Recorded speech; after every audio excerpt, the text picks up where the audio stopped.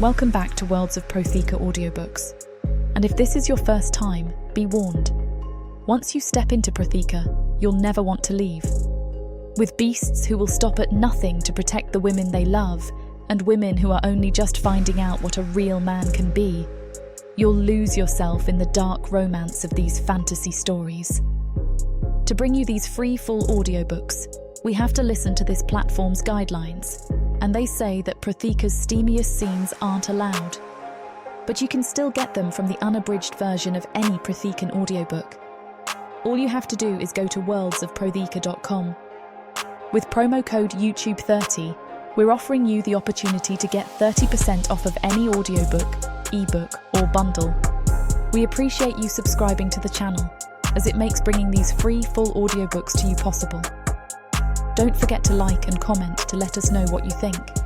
Protheka's magic is eternal, and this story is just the beginning.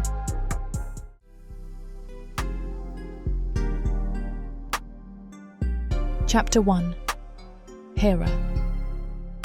The air burns my lungs as I run, but I'm not ready to give up yet. Surrender means a certain death. The sword hammer base is as good as lost, but maybe my life can still be saved. I knew it was coming sooner or later. We all did. We were powerless to stop it, even while we watched the insanity that was unfolding. First the Windcleaver base fell, but the Burning Sun clan didn't know they were meant to take the fall. They were a front to protect the Swordhammer base, where the real secrets lie. Then the Swordhammer clan became too greedy. Their methods were sloppy, and they left a trail leading right back to us, throwing us at the feet of the Burning Sun's commander, who is not known for his forgiveness or mercy. The base itself didn't matter. It was never real, at least not as the home it pretended to be. It was only meant to house the crude experiments and hide them from sight. We are all the byproduct of their experiments, pawns in the game played by a few twisted orcs. Experiments that went on, well, as long as I've been alive anyway. I assume longer. I am one of those experiments. At 24 years old, I'm proof that the mess we're in has been a long time in the making. It isn't my mess, but that doesn't seem to matter now. It's over now. They've used us as far as they could. Now that we're a liability to their secrecy, they're cleaning house, taking out the trash, tying up the loose ends. I'm a loose end. So, I run faster than I ever have, holding my bleeding arm still and gritting my teeth through the pain. I can't die here. Not now. Not like this. I must survive, so that I can help others at bases just like mine. Others who will be next in line as targets. My friends gave their life for this cause. As long as I survive, it doesn't have to be all in vain. I couldn't stop their deaths, but I can prevent any more. We had planned and prepared for this. We knew it would come to this eventually, and we had been biding our time as we planned. But then I botched it all. We infiltrated the Burning Sun clan, having rehearsed exactly what needed to happen. We had it perfect, every detail accounted for, and it should have been foolproof. But I betrayed my own group when I saw that baby. A baby, and the orc trying to save him. My half-brother. Why did I let it get to me? He doesn't even know who I am, or that we're related. It was my own weakness, and I just couldn't follow through with it as we planned. All because I was facing someone who shared half my blood. I trip over my own feet in the dark, hitting the ground with a heavy thud. I put my arms out to catch myself, forgetting that I'm injured. As soon as I make contact, my wounded arm buckles from the sharp, stabbing pain that races from my shoulder to my wrist. Damn Enzo, for getting me into this mess. If he hadn't interfered with our attack on the Burning Sun clan, I wouldn't be here now. But even now, I know that it's not Enzo's fault. He was protecting his clan. No, this is the fault of the father we share, if you can call him that. Father might be a bit of a stretch, at least on my end. More like the monster who bred me in a twisted science experiment to create a half-human, half-orc blend. Yeah, that sounds more accurate. And of course, let's not forget the role of that bastard Bar. He had been by my father's side until his death, and then he had no qualms taking over the experiments he had been stealthily organising for decades without detection from his chieftain. I hear he even reclaimed his role as an elder among the Burning Sun clan. That may explain his newfound bravery, as he's never outright attacked me himself before. He's got quite a starring role in the events of tonight, though. What a busy orc he is, and so modest, always refusing to take credit for his hard work. I writhe uncomfortably on the ground, hissing involuntarily from the pain in my arm. I take a deep, shuddering breath, trying to push aside the hurt, at least long enough to push myself back to my feet. Heavy footsteps are drawing close, and I can feel my throat begin to close in panic. I don't want them to see me wounded, and do my best to make my face stony. I roll onto my back, turning to see them coming. At least they won't stab me in the back. A group of orcs approaches, crunching twigs and leaves loudly underfoot. They're dressed in dark clothing, which seems to be more for show than practicality. With the noise they're making, the clothes certainly aren't going to hide them, and there's no one close enough to see anyway. I know, of course, who they are and why they're here. They're Bar's private army. There's probably a dozen of them, all grinning maliciously. Even in the dark, I can sense the bloodthirsty look in their eyes. They know that they have me penned, and fan out into a horseshoe cornering me. Behind me is a cliff, with an abrupt drop-off. Tactically, they have the advantage, as there's nowhere for me to go. Not like they didn't always. 12 versus 1 was hardly a fair fight. "Die obediently," one sneers, "and we won't torture you much." "There's no escape," another adds. "So, make it a quick death. Do us and yourself a favour." I laugh, coldly, and try to look steady as I get to my feet. I move slowly, so that they won't see the pain on my face, and do my best to hide the fact that I'm injured. That will only make things worse for me, I know. "Where's the sport in that?" I ask, trying to sound confident. One rushes at me, his sword drawn. I stand perfectly still, only darting aside at the last second. The blade gets stuck in a tree behind me, and he swears. Two exchange a look, wordlessly, and each grab for an arm. I pretend to thrash against them, as though I'm trying desperately to escape, and can't. I look human, and most people assume that I am. My half-orc blood isn't easy to spot from the outside. But this also means that I am stronger than I look. Taking advantage of people who underestimate me is often my greatest asset. I put it to good use right now. They carelessly hold my arms. When they begin pulling me toward the other orcs, I seize the opportunity to jerk my arms suddenly. It throws them off balance. They fall into each other, and I am free. For now, anyway. I realise that no matter how much fun I have with them, the orcs outnumber me. There's only so many ways for me to delay the inevitable. I have no weapon. I am hurt. I am on the edge of a cliff. The future right now doesn't look very bright. So, I think, I might as well try something big. Being cautious isn't going to help me now. If they capture me, I am as good as dead.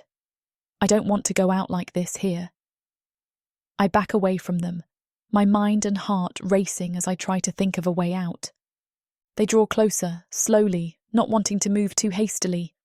I'm rapidly running out of space, and there's still nowhere to go. With the cliff only a few feet behind me, there's no reason for the orcs to hurry. They have me where they want me, and they know it. Finally, I hang my head, defeated. "Fine," I call out.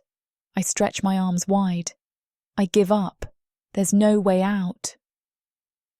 They all seem to share the same malicious sneer, weapons pointed.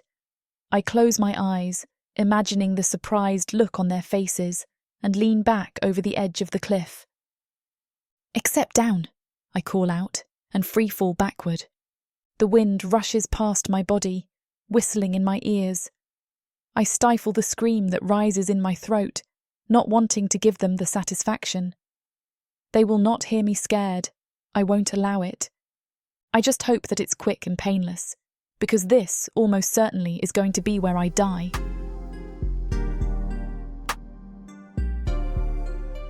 Chapter 2. Zenon. I walk along the edge of the river, deep in thought. I feel out of sorts today, not used to having a day off from protecting Loki. I came here thinking I could at least take a bath in the falls, swim for exercise, use the pressure of the water for training, do something productive with myself. I don't want to seem too gloomy. I'm happy that Loki has Mary now. It just feels like everything is changing. I suppose I just want to know what that means for me. I strip my clothes off and walk over to the falls. Once I arrive, I step into the water, sinking down till it covers my neck. At first, I just enjoy the relaxing sensation, letting my mind wander. Of course, with my bad mood, my thoughts immediately go to the general discontent that has been plaguing me lately. I was born to be the head of the chieftain's secret guard. Literally, from birth, that's what I trained for. I never expected anything else, never considered anything else as important. That was my purpose in life, and I worked hard to be good at it. I look down at my arms, at all the scars that prove it. Each one is the story of a time I saved him, an assassination that I stopped, or a battle that I turned the tides in. But of course I did. I was born to be his sword and shield. Since we were children, we knew how our fate was intertwined. He would be the leader, and I would be his guard. It was inevitable. We were best friends, we were inseparable. And then came Mary. I like Mary, and I'm glad for them. Really, it just feels like everyone around me is moving on to a different phase of their life. Mating, having kids, things that don't include me. I don't know what I'm supposed to do in the meantime. Secret guards aren't known as family men. My life is too much of a lie to the public, and I know that my frequent disappearances and required dishonesty would put too much strain on a relationship. My life is dedicated to the chieftain, and the chieftain alone. I would only mate to sire a replacement for me, and that thought makes my heart constrict. So, while everyone else settles down, what is it that I'm supposed to be doing with the rest of my life? The closest I'll come is impregnating an orc woman, who then gets to raise the next generation secret guard. My child, who will be raised like me, knowing his fate to be an outsider. I was born the same way, without a real family. My needs were taken care of. But the goal was always training me, to replace my father one day as Loki's guard. I never had a true father figure, and I never considered wanting to be one. It just wasn't part of the plan, not for me. So why did it bother me so much now to watch everyone else get a family? I'm tired of my pensive thoughts, and I have a feeling that's a question I'm not interested in learning the answer to. So I push it aside, swimming circular laps instead.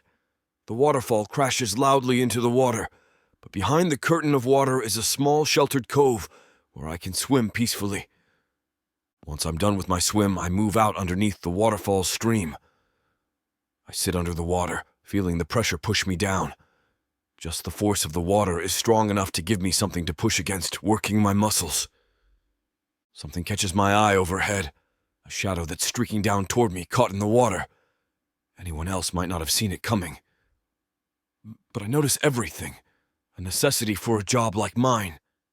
To my frustration, I can't tell through the mist of water what exactly it is, if it's safe or dangerous.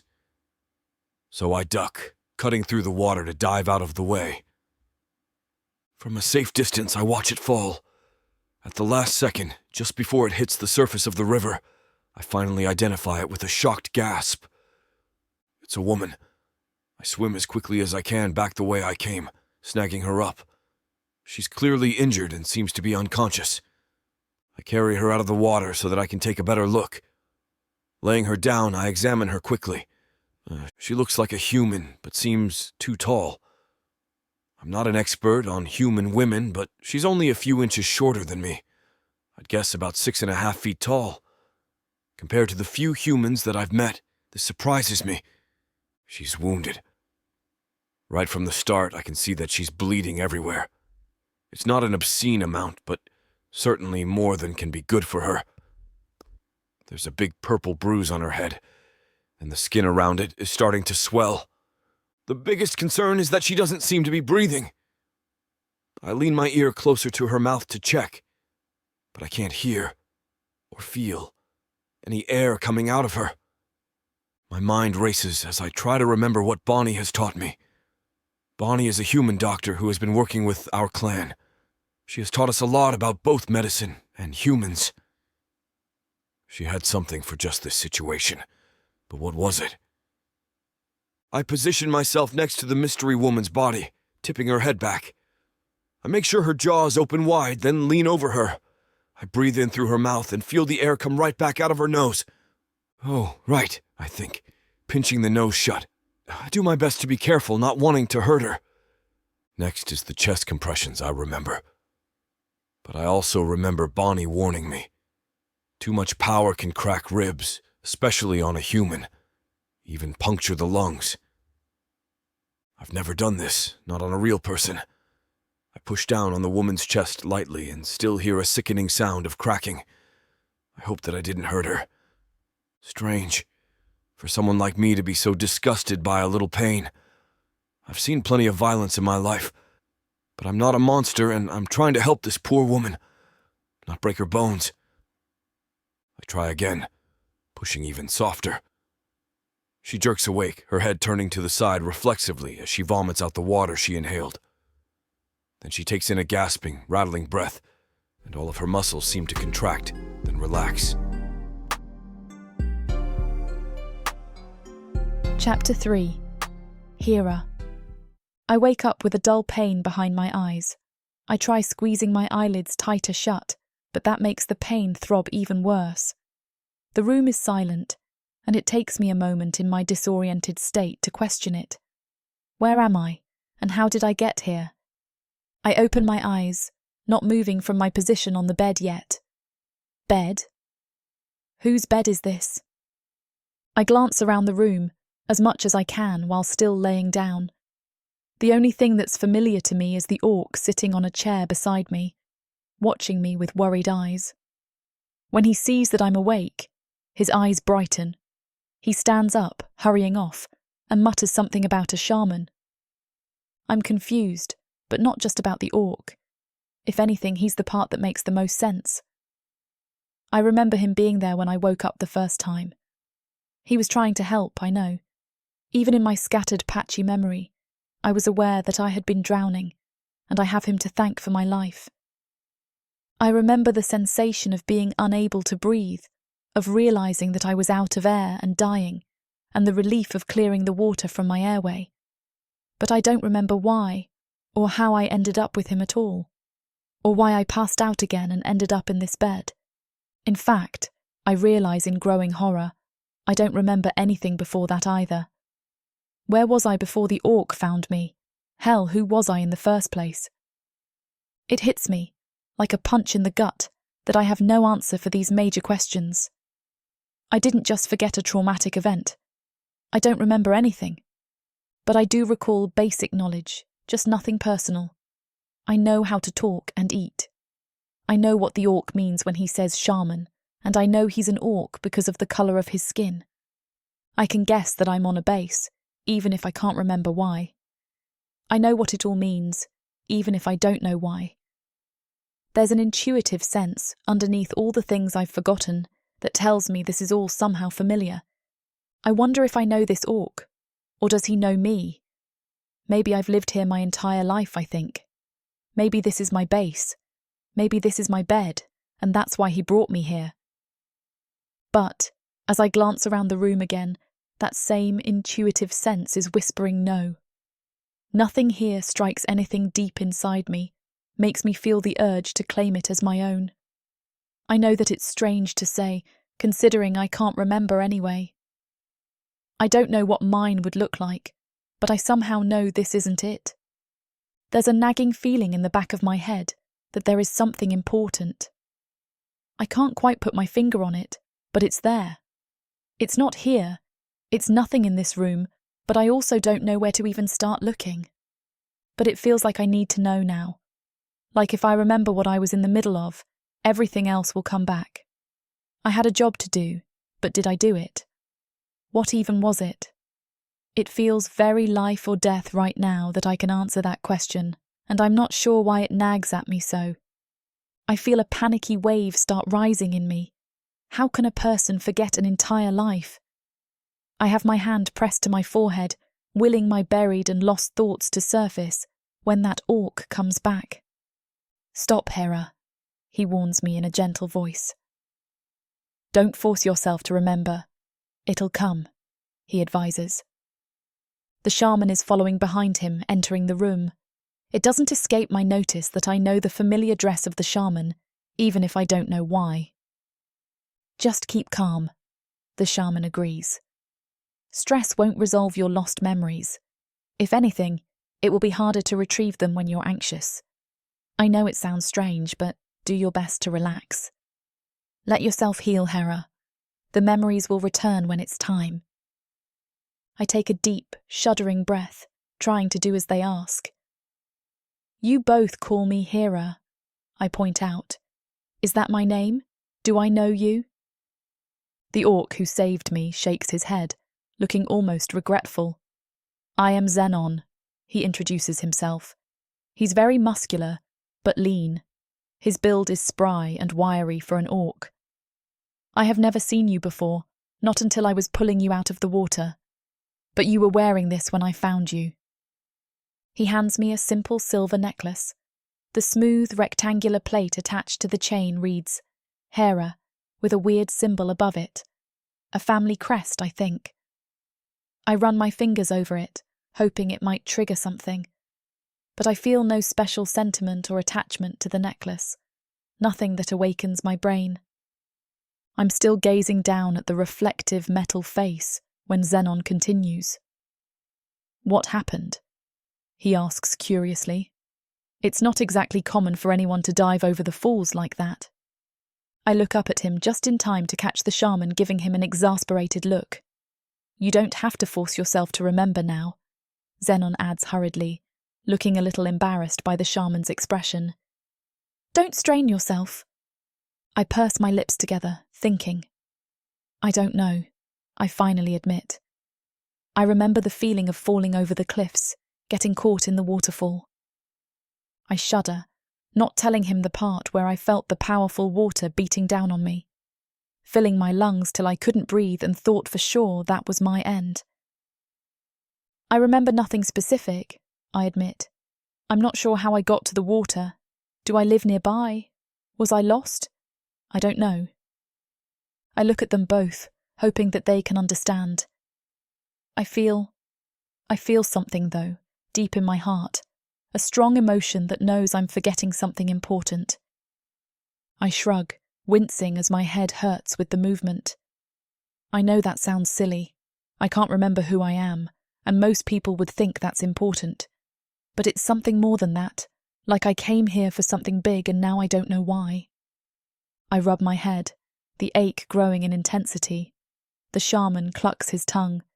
"Zenon, you shouldn't ask her so many questions," he chastises. "She needs to rest. Her memory will come back when it's time." The shaman looks me over quickly, adjusting a few bandages. He makes sure everything is tight, but not too tight, and in the right place, nodding as he does so. "For everything that you have been through tonight," he finally says, "I think that rest is the most important thing. We will leave you alone. Just relax and try not to get yourself overwrought. Staying calm will help your body and mind heal." The shaman grabs Zenon's elbow and begins to pull him out of the room. I reach out, grabbing Zenon's hand to stop him. They both look at me in surprise. I'm a bit startled too, having reacted before I even knew what I was doing. Still, I blurt out the words that come naturally. "Can you stay with me?" I implore him. I don't want to be left here, in this strange place I do not know, all alone. Zenon is the closest thing I have to someone that I can trust. He did save me and bring me here after all. Maybe I didn't know him before tonight, but having him with me feels better than having no one at all.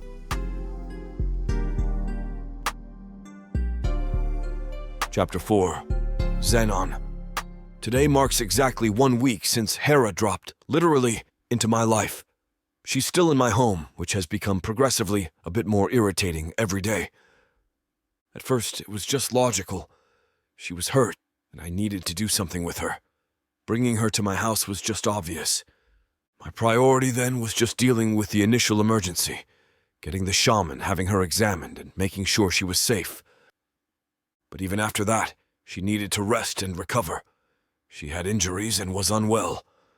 I wasn't going to interfere with that, of course. I'm an orc, but I'm not heartless. By this point in time, there's really nothing left that's wrong with her, except for the obvious missing memory, but there's no telling how long that is going to last. Maybe forever.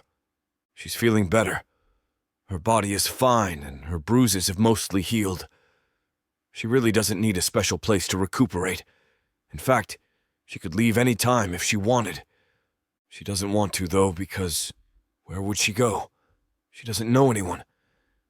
She can't remember who she is, or if she has a family, or if she belongs somewhere. The only person she knows is me, because of the random, freakish coincidence that brought us together. So she's perfectly happy to stay with me.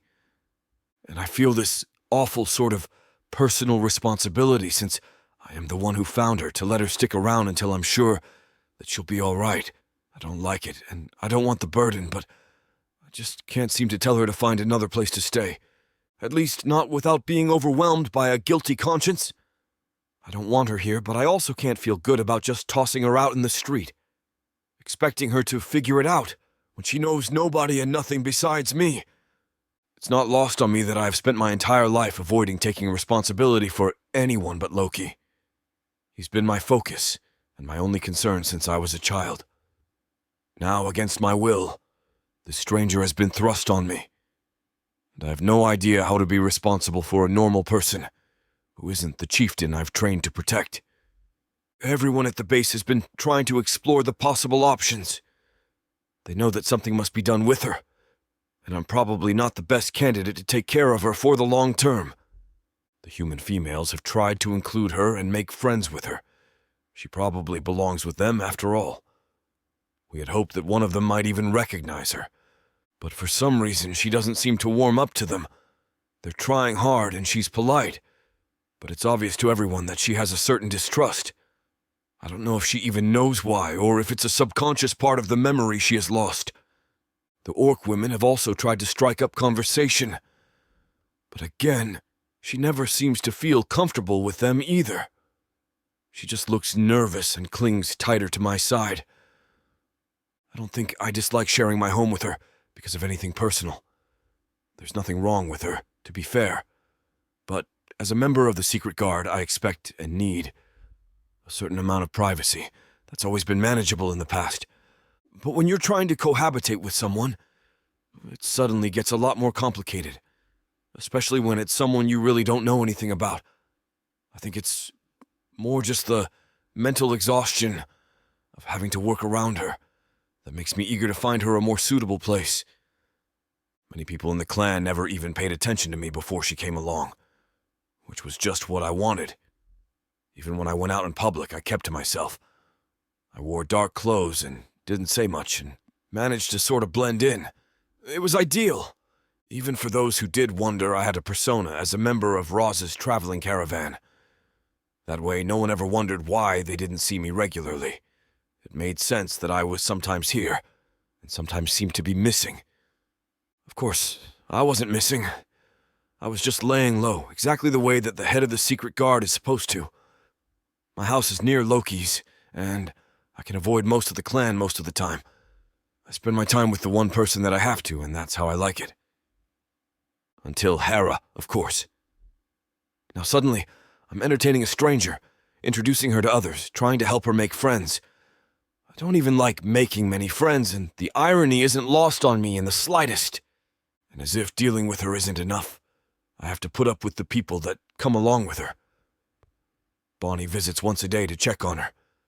It's hard to complain, as the girl did nearly die, and I don't really have a good reason to object to proper medical care. Camille comes along to teach her how to do chores. Oddly, Hera seems to remember most of her basic skills. She didn't forget everyday life tasks, for example, but she doesn't know how to do any chores. I know that she needs to learn.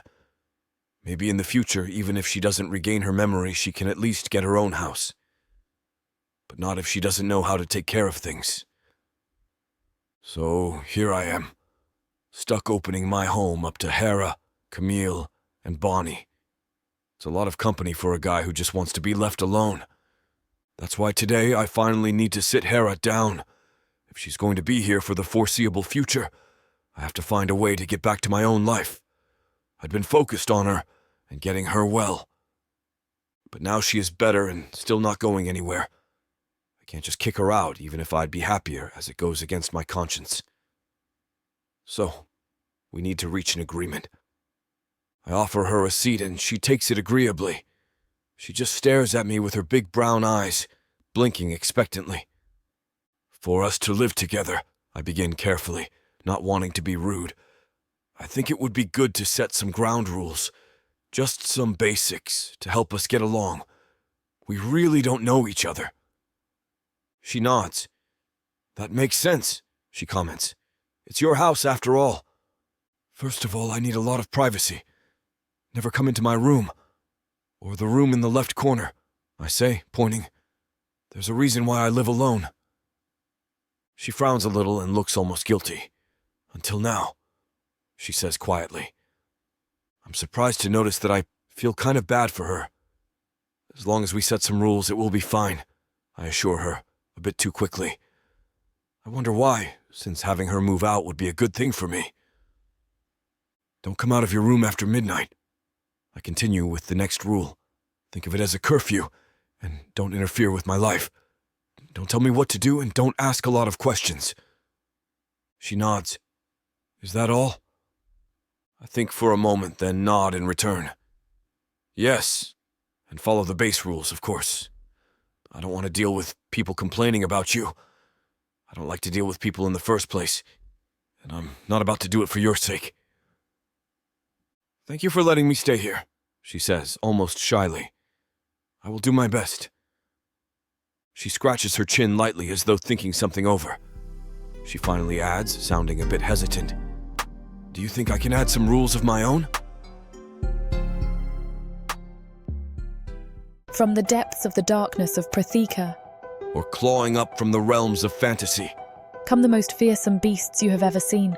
These monsters are done watching from the shadows. Now, as they step into the light, something unexpected grips them. Something even they can't fight off. Love, Vampires. demons, Dark elves. gods. Minotaurs. Creatures of light and dark. They will protect their mates. Do whatever needs to be done. Morally grey heroes who will burn the world to protect the women who love them. 10 audiobooks. Fall into over 60 hours of fantasy romance. 20 ebooks. Over 1 million words of these brutes who will protect their women. Even if they might destroy themselves in the process. Get the immersive Protheka Fantasy Romance Bundle. For 80% off, right now, dive into Protheka at a once-in-a-lifetime discount. The first bundle to offer both ebooks and audiobooks on worldsofprotheka.com.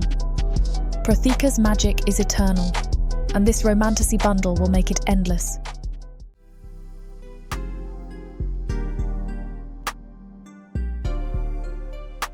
Chapter 5. Hera.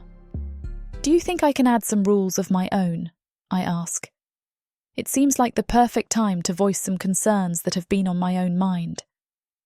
As a guest in his home, I've been holding my tongue, but now that he's started the discussion, I might as well speak up. He looks at me in surprise, like it never occurred to him that I might have needs of my own.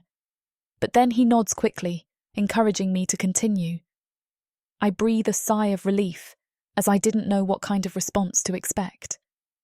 When I am asleep, do not touch me ever, for any reason. Not even to wake me up in the morning, I begin. He looks at me, perplexed, and I can see an argument begin to form on his face. I cut him off before he can disagree. Ever, I repeat emphatically. I will wake up on my own, on time, I promise. His expression shifts from confusion to understanding. Do you recall something? He asks calmly. He assumes, I know, that a bad memory has returned, the only reason I would ask. At least the only reason he can think of. He's not completely wrong. I do not remember why I have such a strong aversion to it, but I do think it's something in my past. He's only wrong in assuming the memory returned. It didn't, but it seems to have left a vague sense that never completely disappeared. No, I admit, hoping that he won't ask any more questions. I can't explain why I feel so strongly about this. I just do. I know it sounds strange, and I just wish that he can understand without argument. I don't know why, I say, but the other day, one of the female orcs touched me to wake me up. My first reaction was to become violent. Luckily, I pulled it back in time, realizing where I was. But I do not wish to risk it again. I wrap my arms around myself for comfort, recalling the vivid terror and panic that I felt at the orc's touch. It was more than being startled, a gripping fear that took hold of my entire body. My instinct was to strike out, to fight and protect myself. The nearly untamable adrenaline and aggression that coursed through me was, in many ways, as scary as the initial fright. He looks at me and says nothing, but his eyes seem to hold a certain understanding, as if he can read my mind and knows exactly the feeling that I'm not saying. I imagine that my own eyes communicate this back, how much I appreciate him understanding and not making me speak about it. I think Zenon is the type to see the value of not always having to speak about everything, particularly uncomfortable things. Finally, he just nods. Deal, he says simply. Zenon, I have come to see, does not waste words carelessly. Maybe that is why he does not demand many from me. He begins to putter around the room, getting things settled before bed. It is late, and I recognize his routine. First, he looks around the room to make sure everything is in its place. He's very particular about where things belong, which is only interesting because he's not really that big into cleaning. But he doesn't like anything left out overnight, not even chairs that aren't pushed in. Then he closes all the windows. Finally, he checks all the locks on the windows and doors, making sure that everything is latched and secured. He's really very orderly and conscientious, and always follows the same pattern before bed. I watch him quietly for a while, but there is still something on my mind. I've been waiting all day to ask, and I wasn't sure whether I'd ever follow through with it or not. However, our last conversation went so well that I feel a bit bold. I decide to seize the moment and just blurt it out. I'd like to see more of the base tomorrow, I tell him hopefully. Camille won't be giving me any lessons, as she has a family picnic. I asked Bonnie to go with me, but she's busy. Would you, maybe, show me around? I finish, suddenly shy again at the end. I hate to keep imposing on him, but I don't really have a lot of options. Aside from Bonnie and Camille, Zenon is really the only person I feel at ease with. I try to ask them for these things first, as they seem more willing, but they do have their own families to worry about. He clamps his lips together and furrows his brow. I can tell that he is thinking it over. It is clearly a difficult decision, as he gives it a lot of thought. Finally, he does agree. I'm very excited, almost giddy to hear him say yes. He looks at me strangely, and I wonder if he's thinking about taking it back. I try to tamp down my enthusiasm, not wanting to scare him off, but I have found that I enjoy being out on the base and watching the people. I like how they all seem to know each other. I enjoy studying how they interact with each other. If he had not agreed, I would have ended up staying in all day. Many days the only company I have is when Bonnie and Camille come. Since they are already busy tomorrow, I know I would have been lonely, but I'm too nervous to go out there by myself yet. I am very happy that he is going to take me tomorrow. Still, I do not want to push my luck too far for one night. I think that this might be the perfect time to end the evening on a happy note. We've had a very pleasant time together. We have set some good boundaries as roommates and learned to understand each other better. We both have expressed and resolved some of our concerns. It seems overall like the day has been quite successful. I know that Zenon appreciates his privacy, so I decide to retire to my room early. The least I can do, considering all that he has done for me, is to give him some space for the evening. I help him finish straightening up the living space quickly, then bid him good night. I turn toward my bedroom when he calls out to me. I look at him expectantly. "I heard from the shaman," he says, "that you have trouble falling asleep." I blink a few times in surprise. I can't put into words exactly why this catches me off guard, but it does. Maybe I never expected Zenon to bother asking the shaman about me in the first place. Why should he care how I'm recovering? I'm just a woman he found and became burdened with. Or maybe it's the concerned way he asks the question.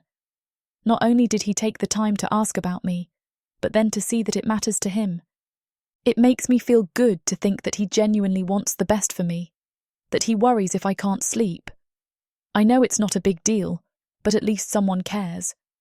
It makes me feel a little less like another weight on his back, something that I already hate having to be. Instead, I'm more like a friend might be too strong of a word, but something like that. Yes, I admit slowly, wondering where he is going with this. Yes, I do often have trouble falling asleep.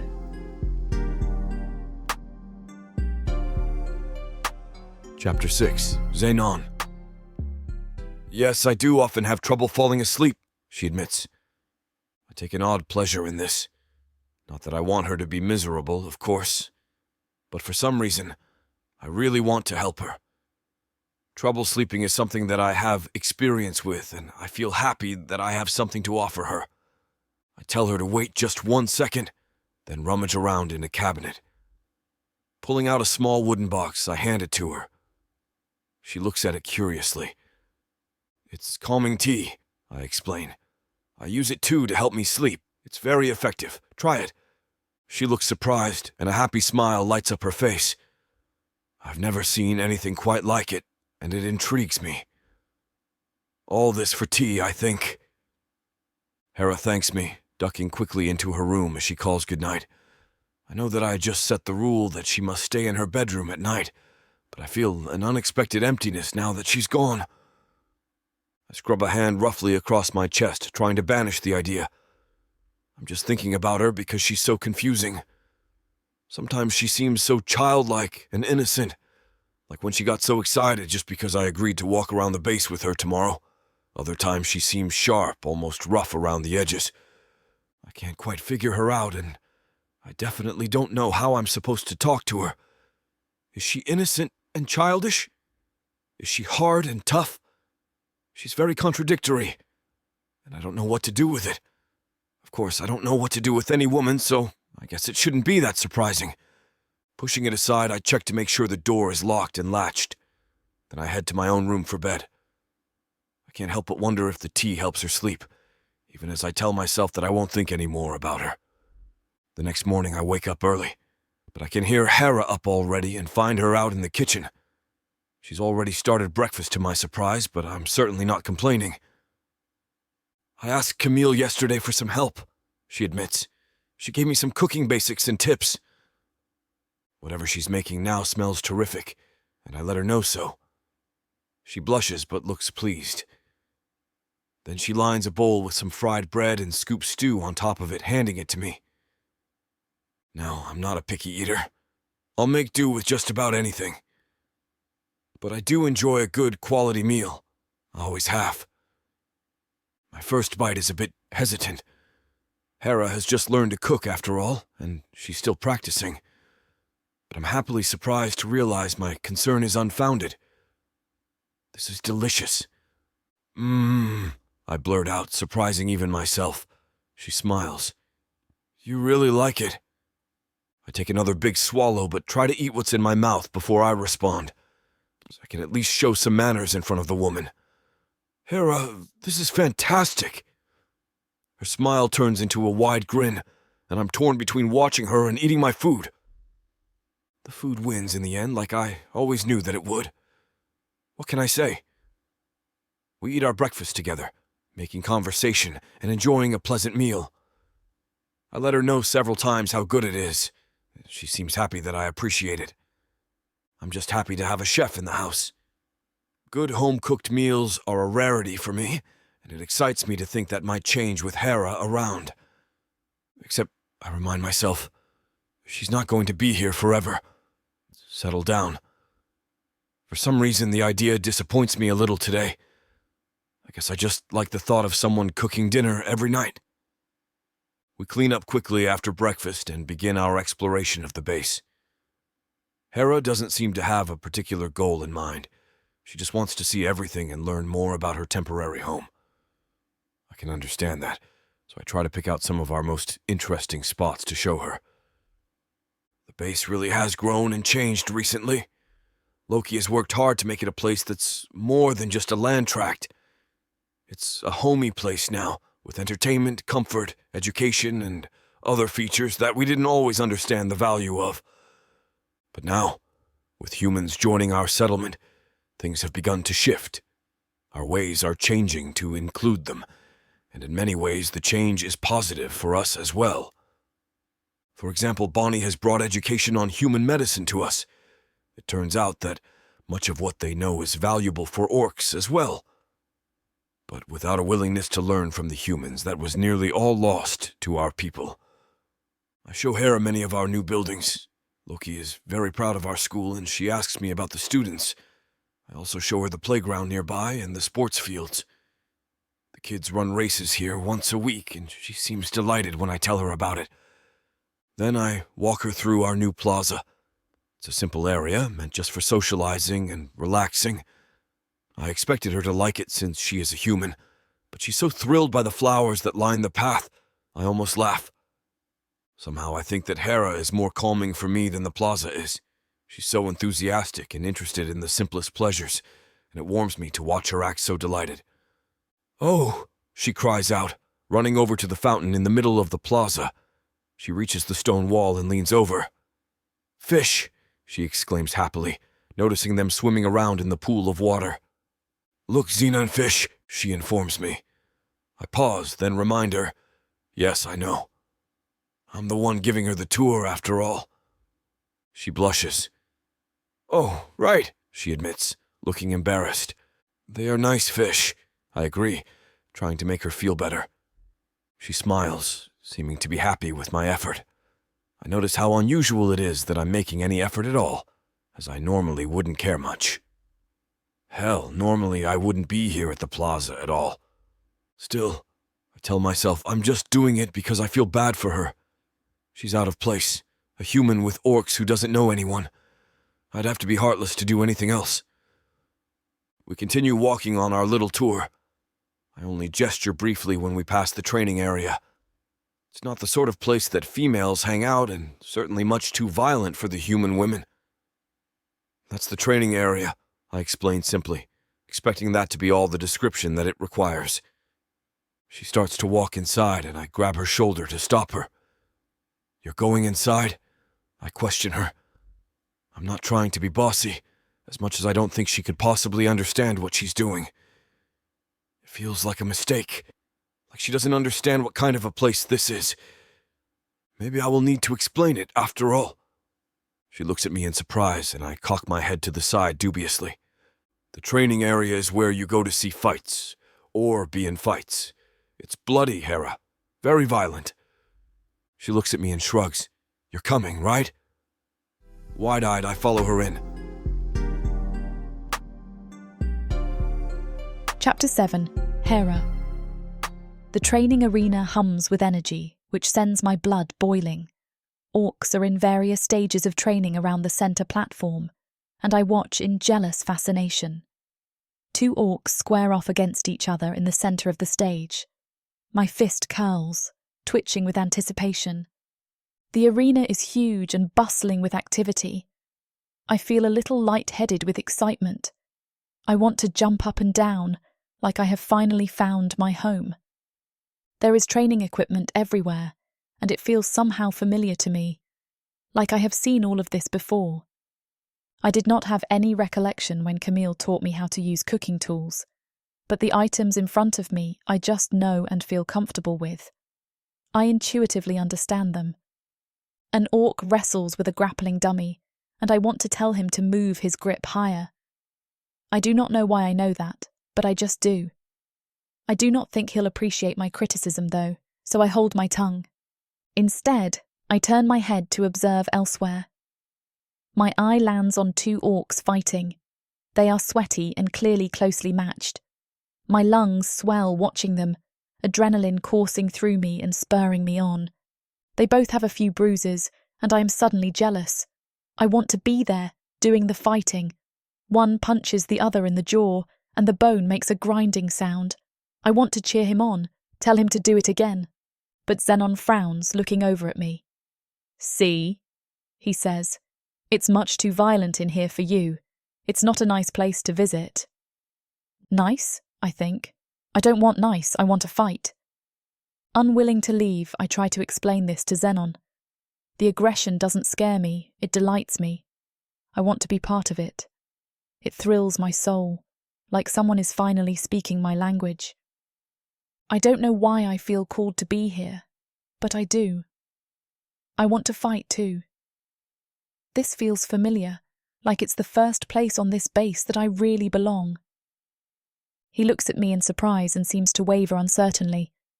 I don't think he's convinced that it's a good idea, but also can't come up with a reason to talk me out of it. Finally, he shrugs. "You can try the punching bag," he offers. "It's safer than sparring with an orc." He leads me to it, offering a warning. "It's not for humans. Nothing here is, really. We don't have many humans that use the arena. So you probably won't be able to get much of a reaction, but you can try. Don't hurt yourself." I understand what he's saying.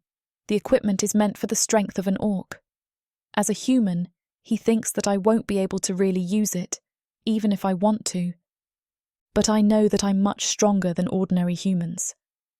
I discovered it a few days ago, with Bonnie. She was testing my strength, trying to make sure that my injuries had healed. To her surprise, and mine, we discovered that I was much more powerful than a human should be. She added more and more weight, asking me to lift, until I exceeded what any woman could be expected to do. She even questioned herself, wondering if she was testing me right. The results were so shocking, she thought she made a mistake. She asked Camille to try, and she couldn't come anywhere close to me. Bonnie agreed not to say anything yet, until we understood what was happening. I don't know why, or how, I am so strong, but I've been finding opportunities to test it out ever since, in private. It seems perfect that I am here now. What better place to push myself? I want to try it all, to see just how far I can go. Am I even human at all?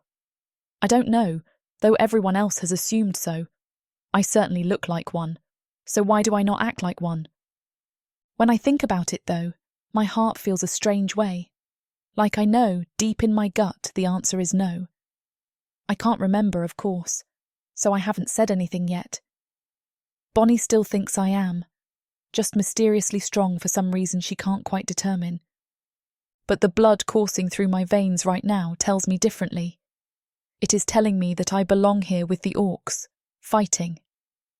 The message is loud and clear. I want to know if it's right. I shrug my shoulders, stretching. My heart races eagerly, anxious to hit something. I feel like I am ready to boil over, and this excess energy needs to go somewhere before I explode. This is what I've been looking for all week. Suddenly, I know it must be true. I get into position, standing in front of the punching bag and tucking my arms up.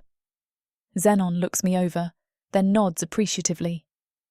"Your form is really good," he notes. I grin to myself. It all feels so familiar, so right. Somehow, hearing that I already know all of this does not feel surprising. It feels like fate. Even if I never remember who I am, not really, I know that this is it. This is me, a fighter, a warrior. This is my heart. I've caught the attention of several orcs by this point, who have drawn closer to watch. A human fighting in their training centre must be quite unusual, judging by the curious looks on their faces. This only draws the notice of more, and the crowd around me grows by the second. Most of them just look intrigued. like seeing a human fight piques their interest. But a few orcs look skeptical or even snide. One of them sneers at me. "You can't do that," he says, looking as though the words themselves leave a bad taste in his mouth. "You're just going to hurt yourself." I straighten myself up, staring him down. Never looking away, I extend my arm, punching the bag forcefully. He meets my threatening gaze at first, but then he's so shocked when the punching bag moves that he looks away, watching it swing with surprise. My audience gasps. They did not think that a human could move the bag at all. Humans just aren't strong enough to lift such a heavy bag. But I am.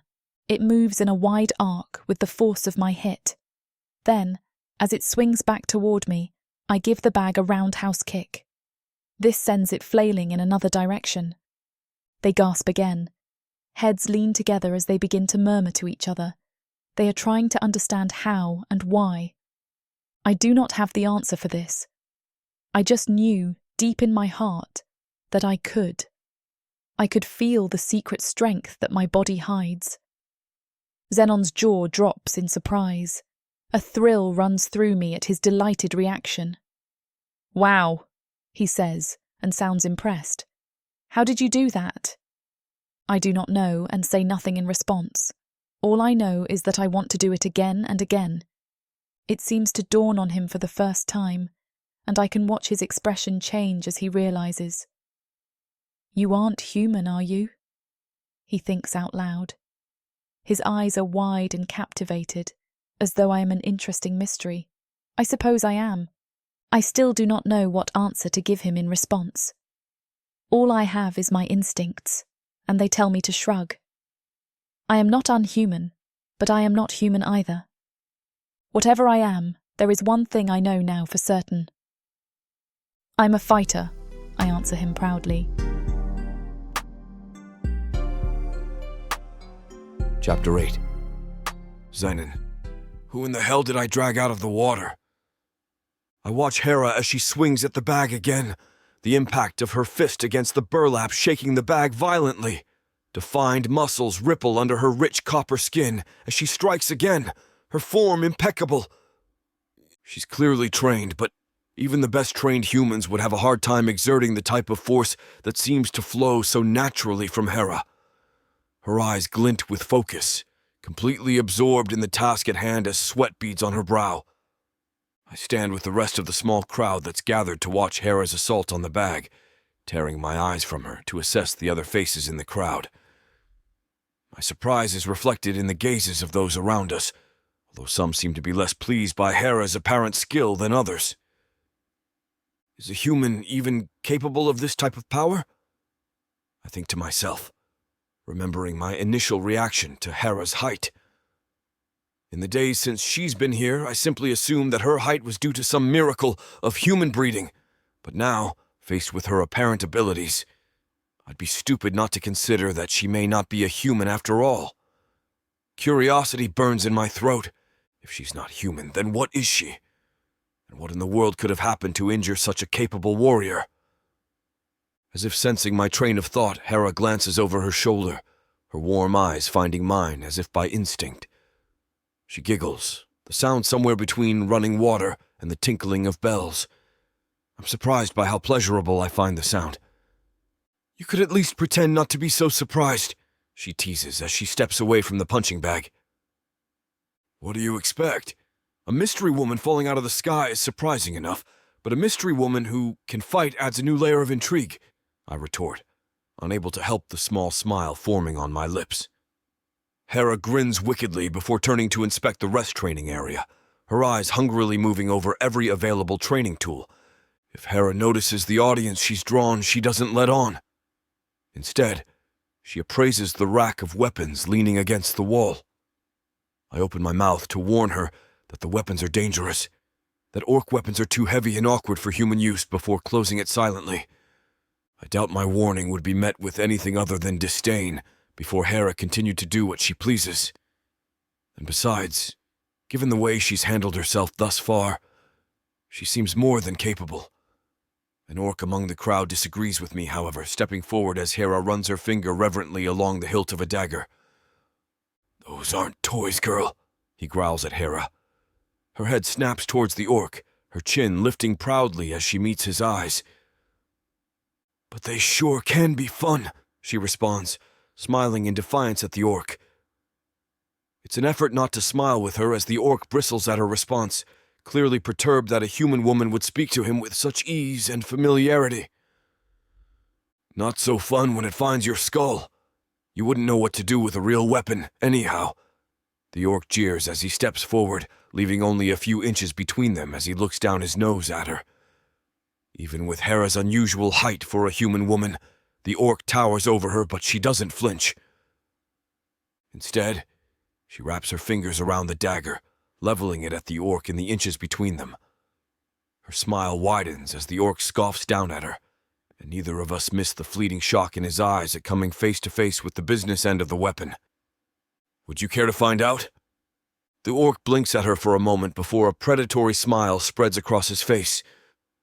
Whatever hesitancy was in his face a moment ago is long gone, replaced by the type of hubris so many male orc warriors are prone to. Gladly, he responds as he grabs a mace off of the rack behind her.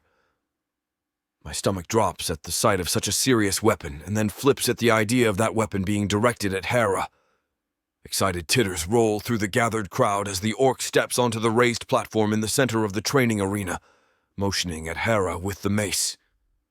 Hera grabs her dagger's twin off the rack, palming the two hilts excitedly, and steps towards the platform. I grab her elbow, breaking the intensity of the moment and turning her to face me.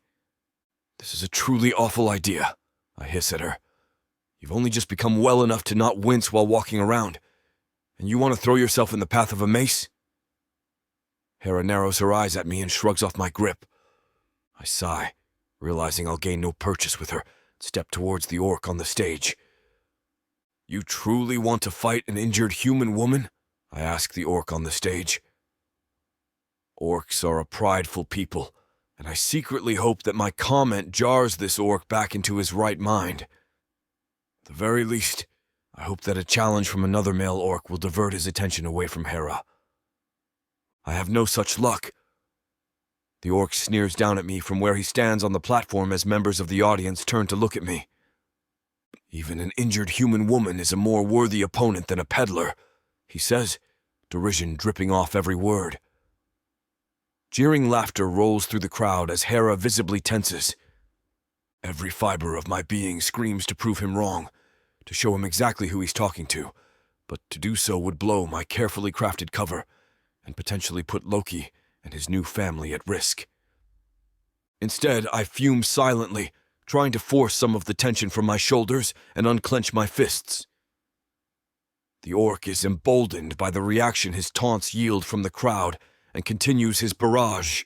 Weaker orcs like you have no place in the training arena. Why don't you scamper home while your human woman fights for you? He sneers. Years of practice allow me to stay silent and still in the crowd, but try as I might to seem unaffected, I'm not immune to the fury that rips through me at the orc's insults. Neither is Hera, evidently. I am nobody's anything, except perhaps you're better. Her voice rings as clear as the insult, and every head in the room swivels to where she stands, mine included. I move closer to the edge of the platform, trying to catch her eye. My motions are in vain. Hera is wholly focused on the orc in front of her, whose cheeks are ruddying with rage. Hera! I start, only to be stopped in my tracks. Her eyes cut to me like they were a blade themselves, and the hardness in her gaze makes my voice die in my throat. In the limited time I've known her, Hera has displayed an aptitude for compassion, laughter, cooking, but never violence. Not until today, at least. Nothing about the way she holds herself suggests she feels anything other than complete ease in the ring with the massive orc. Her daggers rest lightly in her hands, her chin lifted as she appraises the orc in front of her. Confidence rolls off of her, even as the orc on the other end of the platform begins to stalk towards her. She matches his steps, the two of them circling one another slowly, sticking to the edges of the platform. Hera practically glows in the light of the arena, the tightly coiled muscles of her bare arms and legs dancing underneath her smooth skin. The intensity in her eyes as she holds the orc's gaze could level a small village. I can't take my eyes off of her. There's a part of my brain that's urging me to stop her, to get between the two of them, to somehow prevent any chance of her getting hurt. But I'm rooted to the spot. The room seems to heat by several degrees as I watch her languid, intentional movements in the ring, my pants beginning to feel a bit tight. My eyes trace the graceful curves of her face and neck, roving over her toned body. I can't help but wonder what it would be like to have that intense, fiery attention focused elsewhere. The orc's voice breaks the spell, dragging me away from my indecent train of thought. "You better be fast, girl. I'm not pulling any punches," the orc warns. Hera doesn't even have time to respond before he lunges at her. This huge orc brings out the animal in me. In a world where humans have been driven underground, living like rats is the only way to stay safe from the marauding orcs. All my life, my only job has been to make sure I have enough to eat. These orcs of the Burning Sun clan will vow to keep their human mates safe. There is a nobleness to these giant savages, alpha male warriors who will protect their women at all costs.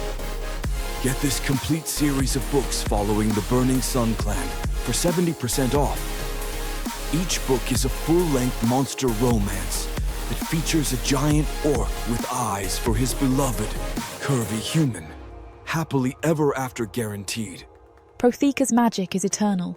This bundle will show you that size really does matter.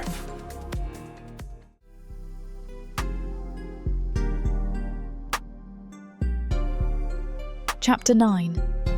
Hera. A giddy rush of adrenaline races through my veins as the orc lunges at me.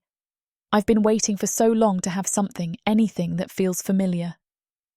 I never would have guessed that fighting would be the thing to feel like home, but it feels good to finally be in my element. My body responds without me having to direct it, sidestepping the orc's assault.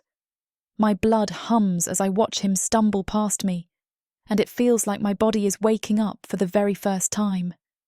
The orc steadies himself after a few steps and wheels on me, fury written all over his face.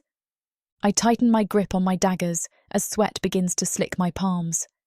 I know I should feel scared, or at the very least nervous, but all I feel is thrumming anticipation.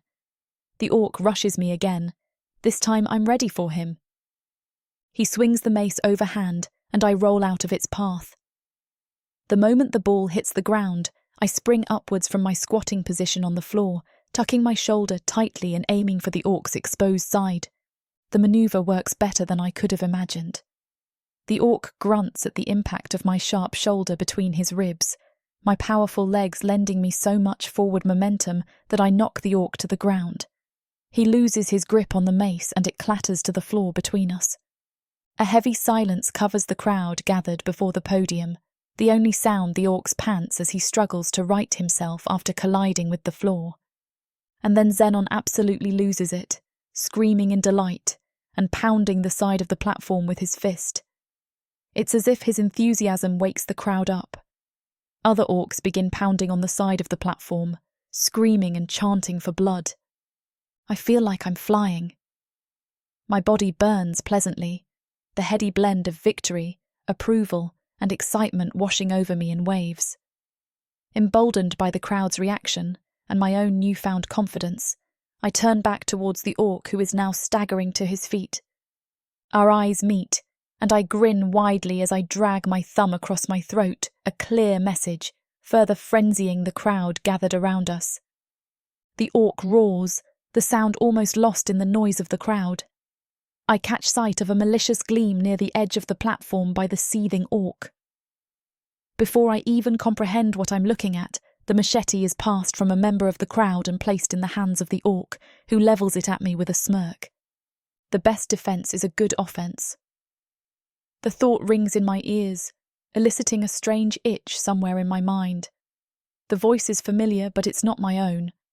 Either way, my body springs into action before I have time to dwell on the intruding piece of advice. I'm a blur of motion before the orc has the chance to use his newfound weapon, leaping towards him and lashing out with one of my daggers. Steel meets steel with a hard clang as he blocks my attack, pushing me backward.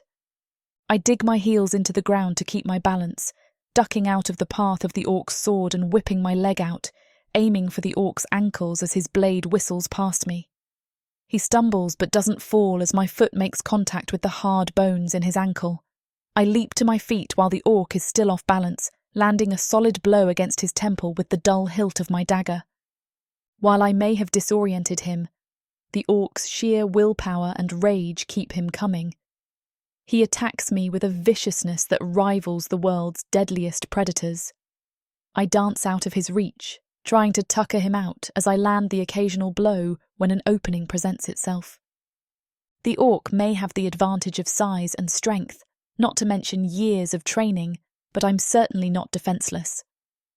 My head empties out as our deadly tango progresses, the clamour of the crowd watching us becoming nothing more than a dull buzzing in my ears. Duck, feign right, strike in the soft parts, watch his feet, they'll tell you where he plans to move. The voice in my mind becomes clearer as my surroundings fade away. There is nothing and no one in this room aside from me, the orc and my invisible teacher. My body feels like it's moving of its own accord, not necessarily outside of my control, but as if it is responding to dance lessons my mind has long forgotten. Something about the voice, the rhythmic timing of my steps and breaths, makes me feel like I'm coming alive. There's a musicality hidden under this layer of violence that calls to me. I know I'm forgetting something. I can feel that it's something important, but eventually that feeling gets lost under my focus too. I can tell the orc is getting frustrated and losing steam. His motions become less precise, swinging wildly as he lunges forward, his chest heaving as he tries to keep up with the physical demands of the fight. I bide my time, memorizing his motions as he swings closer to me, then further away. He swings his sword again, stepping forward toward me as his blade swings out. Rather than dance away from the blade and out of reach, however, I step in towards the massive orc. I grab his wrist firmly, pulling his sword past me, bringing us face to face. I spare no time to revel in the shock on his face. Instead, I lift the dagger in my other hand to the orc's throat. He freezes for a moment, likely as surprised by the coldness of the steel as he is by my skill, before doing exactly what I expected him to.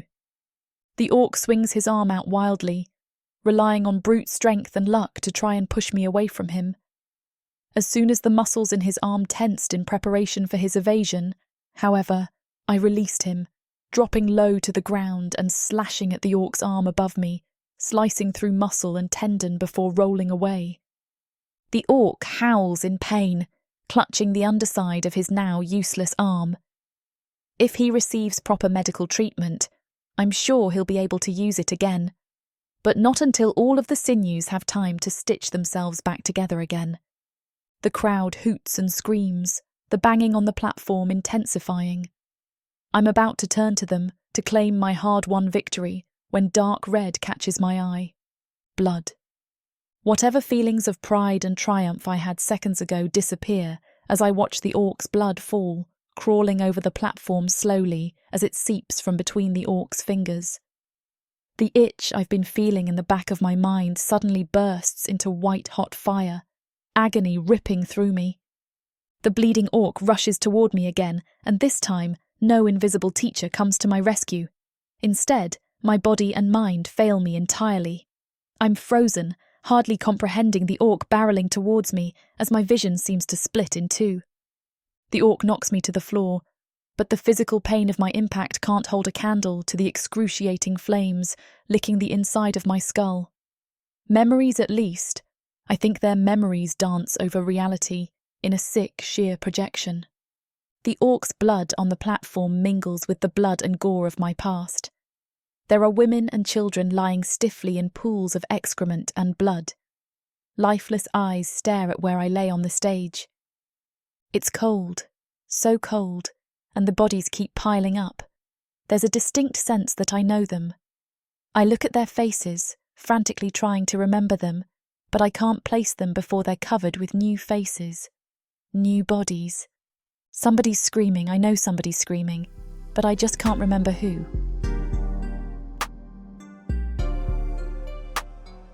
Chapter 10. Zenon. She's beautiful. Hera is a whirlwind of motion, twirling and leaping across the platform as if she was engaged in a ballroom dance rather than a deadly sparring match. Her eyes never leave her opponent, and despite his size and obvious strength, she outwits and outmaneuvers him at every turn. I know I'm behaving like a child, screaming with the crowd and pounding the side of the platform, but I can't help the excitement that pulses through me at watching Hera on stage. I've never allowed myself to act this way, especially not in public, but she drags a thrill out of me I can't explain, especially when she's in her element like this. The crowd pulses in time with the beating of fists on the platform, each of us just as locked into this deadly dance as Hera and the orc are. The orc's motions are getting sloppy, and by the look on Hera's face, she plans to take full advantage of her opponent's exhaustion. No sooner is my thought complete than does Hera lurch forward.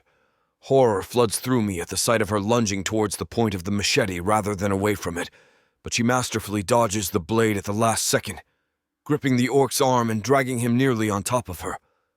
The orc's arm is pinned at Hera's hip, his blade extending harmlessly past her back, her dagger glinting at his throat. The intensity, the challenge in Hera's face as she stares defiantly into the eyes of the orc she's bested, sends a pleasurable chill racing down my spine. Absolutely incredible, I think to myself. The fight launches back into motion, the orc swinging his arm wildly in an attempt to shake Hera off of him. But she's gone before he can make contact. She rolls under his outstretched arm, her gleaming blade extended up, slashing through the fleshy underside of his arm. It's an obvious victory to everyone in the crowd, who roars in response to the sight of blood. Hera seems to note her victory as well, but the triumph on her face is short-lived as she watches the now-injured orc clutch his arm in an attempt to staunch the heavy flow of blood. Everything seems to fall into slow motion as Hera's face pales and her features go slack, the daggers falling from her now limp hands. The injured orc, blinded by fury and pain, rushes towards where she stands. She doesn't even flinch as he knocks her to the ground, as if she never saw him coming at all. The platform shakes with the force of their collision, Hera's body bouncing as it hits the ground. Her scream shatters the air in the training area, and time speeds up again. The anguish, the unimaginable agony reflected in her voice, makes me feel like someone has ripped my heart from my chest. I've never felt as panicked as I do right now. "Hera!" I scream, shoving through the throng of bodies as I try to make my way to the platform. I watch in horror as the injured orc begins to right himself, his eyes still on Hera's crumpled body. All efforts at maintaining my cover as an anonymous merchant go out the window. I violently knock into any orc in my path, throwing them to the ground or into one another before leaping onto the stage. The sheer force of my impact shakes the entire platform, tearing the orc's focus from Hera as his head snaps up. Our eyes meet, Hera's limp form stretched between us. The orc looks from me to Hera, before charging towards where she lies on the stage. A furious roar rips through me as I race to intercept him before he can hurt her, leaping over Hera at the last second to meet him. The wooden surface of the platform cracks under my heel as I land, and I thrust my other heel up and into the face of the orc. My kick connects before he can even think about slowing his forward momentum, sending him flying off of the stage and into the crowd. He's unconscious before he hits the ground. I wheel back towards Hera, who's still screaming bloody murder. Her fingers have wound into her hair while she clutches her head, her body convulsing erratically. I scoop her up as gently as I can when I realize that some of the injured orc's friends have now joined us on the stage. I slide Hera as gently as I can towards a protected corner of the platform behind me. She doesn't even seem to notice she's been picked up, put down, or moved. Her body continues trembling violently in the corner, her eyes glazed over as if she were somewhere far away. I reluctantly turn my back on her as the first orc to make it onto the stage rushes me. I throw him off of me easily, and he lands with a resounding thud before skidding across the platform. None of these orcs know who they're dealing with. While they were exploring the woods with their youngling friends, I was studying ancient battle techniques, handed down through the generations of my family, used to protect the chief. I never had the distractions of friends or lovers or hobbies. I was trained to kill from the time I could walk, and in truth, I'm quite good at it. Another orc reaches me, this time swinging his fists wildly rather than getting within my grasp. I block every maneuver effortlessly before striking fast as a viper between his eyes. When I feel the bridge of his nose crunch underneath my knuckles, I extend my forefinger and pinky to meet the squishy tissue of his eyes, effectively blinding him. The orc howls, stumbling away and covering his eyes with both hands, knocking into an orc behind him and sending the two of them crashing back over the edge of the platform. A powerful blow to the side of my head makes me stumble, but I right myself quickly, just in time to see yet another one of the orcs lifting his fist overhead to strike again. My foot streaks out, my flexed heel striking him in a male orc's most vulnerable spot. As he crumples, I grab his head with both hands, bringing my knee up to meet his skull with a sickening crack. The wave of opponents continues to come, and I lose myself in my training, striking against each of them as if they were enemies of the clan. Only Hera's cries and whimpers keep me fully rooted in the training arena and prevent me from killing every orc that stands before me. I can't help the increasing violence with which I dispatch them. They tried to hurt her after all, but I do my best not to kill them or maim them beyond healing. I don't know how long it takes for the orcs to stop attacking me, or how many of my clansmen I've cut down in my efforts to protect Hera, but eventually no other opponent stands before me. I'm the last orc standing, the only others on the stage bleeding quietly onto the platform. In truth, I realize with surprise, it doesn't matter to me how many orcs I've hurt. While I've never been a true part of the clan, I've always secretly looked for approval from other members, always secretly craved a kinship with them. Right now, at this moment, all that matters to me is that Hera's safe. Satisfied that no one else will try to attack us, I turn my back on the carnage and kneel next to Hera. Her trembling has slowed, but not stopped. She still clutches her head, rocking on the ground as she moans intermittently. Are her memories coming back? Did the orc injure her? Hurt her head? I can't be completely sure that she's even lucid, and an infuriating sense of helplessness washes over me. I can fight orcs, I can help with physical threats, but I have no idea what to do in the face of this invisible attacker. I gather Hera into my arms as gently as I can, being careful not to jostle her head. She must be more lucid than she was earlier, because she leans into me as I pull her into my lap, the two of us sitting on the silent stage. Trying to emulate the motions she was making on the ground, I rock her gently, hoping the gentle swaying motions will soothe her. Hera's hands wind into the torn fabric of my shirt, pulling against it as if to pull me closer to her. My arms tighten around her instinctively, cocooning the two of us together.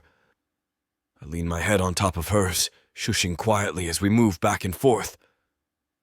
Her scent washes over me, mingling with the blood of the orcs who've attacked us. She smells good, familiar somehow, like sun-warmed soil and wild honeysuckle, and freshly tanned leather. It's going to be okay, I whisper into the top of her head, basking in her scent again as I squeeze her tighter to my chest. We're going to be okay. Chapter 11. Zenon. Hera's eyes roll back in her head and she slumps in my arms, lifeless as one of the training dummies hanging nearby. Hera? I tap her shoulder and her cheeks, but she doesn't respond. Her chest still rises and falls, heavy and even. Whatever caused her to clutch at her head has driven her unconscious, and her face is still twisted in pain. An orc snarls at me, too injured to move. Good. I snarl right back. I'd fight him all over again if I could. I scoop her in my arms and carry her outside, trying to ignore the drumbeat of my heart. Blood stains my arms and chest, but it is not mine and it isn't Hera's, so it's of no concern to me. I can't stop replaying the fight. Her limbs moved as if she'd been trained at birth, nimble and strong. There are orcs who have been drilled in fighting their entire lives who don't move so smoothly through those forms. Who the hell is she, really? What is she? No human could fight like this. Maybe that's why she's hurt. Was she trained beyond her human limits? I lean against the stone entryway to the training facility. I'd meant to run to headquarters and notify Loki to find a shaman, but he's already arrived with Yor and Bonnie in tow. What happened? Loki demands. A sheen of sweat dots his brow. He must have run. There are reports of multiple injuries. Deaths. Zenon, did you do this? She's in my care. I defended her. An orc stumbles out of the facility with blood pouring from a cut on his forehead into his eyes. He sits heavily on the ground, and his friends tend to him. Yor steps back to consult with them.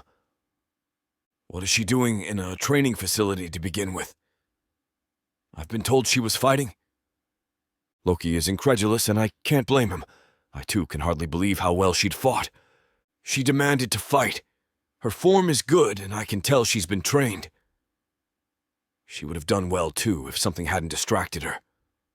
A memory? It had looked as though she'd seen something that wasn't there. I can't forget the look of horror in her eyes as she stared at nothing. My face remains stoic as I report to my chief, but I can't hide the tremble of my fingers as they brush hair away from Hera's cheek. I thought it might trigger her memory's return. How? I need a shaman. I shouldn't interrupt, but my patience is no more. I don't know why she's unconscious. She may have been hit, or perhaps the same ailment preventing her memories has damaged the rest of her brain. I don't have time to talk, not even to Loki. She could be hurt. My face crumbles, my composure lost. My years of grueling discipline have fled me, leaving me as raw as an open wound. I keep my head down in a vain effort to hide it, but I can tell by Loki's widening eyes that I am fighting a lost battle. The shaman is coming, Loki assures me. He ought to reprimand me, but screams echo through the training facility. That will come later, once the situation has been handled. I ought to be more concerned, I think, but I'm too worried about Hera to care. Loki shares a look with Yor. His hand squeezes my shoulder before they go to help the injured orc still waiting inside. May I look at her? I've nearly forgotten that Bonnie is still here, and I startle a bit, jostling Hera in my arms. Hera makes no movement, but her eyebrows knit together in pain. Bonnie reaches to touch her, but I shake my head. She doesn't like to be touched. The last thing I need is for Hera to wake up and fight Yor's human mate, especially when she's asleep. I just need to check her pulse. Bonnie smiles at me, gentle and reassuring. I know that you wanted a shaman, and one is on the way, but I'm a human doctor, and I can make sure she's okay in the meantime if you'll let me. Her hands stop just above Hera's face. She's paler than usual, and her skin has an unhealthy, waxy sheen that I don't like. Bonnie waits for my permission. Fine. She gently holds her fingers against Hera's neck for a long minute, and then she takes a strange device to Hera's chest. It connects to her ears so that she can listen to Hera's heartbeat closely. I expect Hera to leap up and fight, but Hera shows no sign of waking. What's happening to her? She has no sign of physical injury and her vitals are strong. Bonnie takes a metal device from a small bag she carries on her shoulder. This is just to check her eyes and ears. Sometimes an infection can make a human dizzy or pass out, but I don't think that's the case here. You said she wanted to fight? I nod, and clearly she fought well. Orcs would pulverize a human with no training. I nod again. Before she fell unconscious, did it look as though she remembered something? Yes. I can't keep nodding like a fool, but I feel as useless as one. Bonnie steps away from Hera. It could be that her memories are beginning to return. Already? My stomach twists, but I'm not sure if it's because of her agonized screams or the fact that her memories might be returned so soon. I should be glad that I won't have to babysit her any longer, but I feel a strange panic instead. Should memories hurt like this? Sometimes. Bonnie takes a deep breath. Her memories will return in pieces, bit by bit, with some out of order. It'll probably be confusing for her. Frightening. If some of the memories are painful, then she might be highly disoriented. Hera looks terrified now, as though she's trapped in a nightmare. I ache to smooth the wrinkle of pain in her brow, but I keep my hands to myself and lower her gently onto a nearby bench. She'll need help knowing what's real and what's not.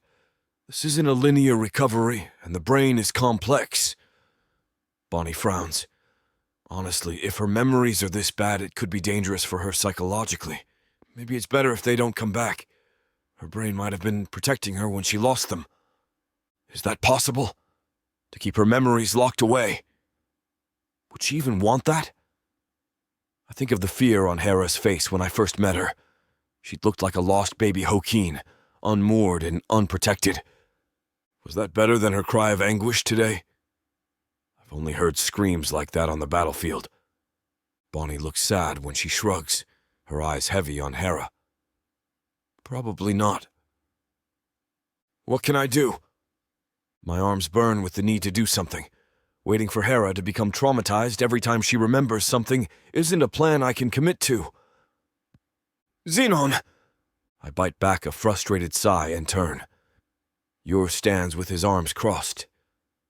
He smiles gently at Bonnie, an expression so at odds with his general gruff demeanor that it feels as though I am witnessing something private. Hello, Doctor? She smiles back, but he's already turned to me, all kindness erased from his face. Loki wants you in his office. He does not look pleased. His eyes are hard, and his expression grim. Consider yourself officially summoned. I hesitate, and his eyebrows jump. He's not accustomed to me not leaping at orders, especially those given by Loki. I bristle at his expression, but he isn't wrong. Loki's needs supersede Hera's, and they certainly supersede my own. Loki is my main priority, not Hera or whoever she truly is. Besides, Bonnie sits beside her on the bench. She won't be alone. Bonnie folds her hands in her lap. I'll stay with her until she wakes up and make sure she isn't disoriented. I force myself to walk towards Loki's office, even as my feet demand to stay at Hera's side. What is it this time?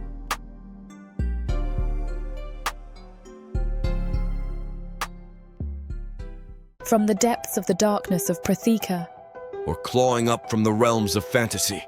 come the most fearsome beasts you have ever seen. These monsters are done watching from the shadows. Now, as they step into the light, something unexpected grips them. Something even they can't fight off. Love, Vampires. demons, Dark elves. gods. Minotaurs. Creatures of light and dark. They will protect their mates.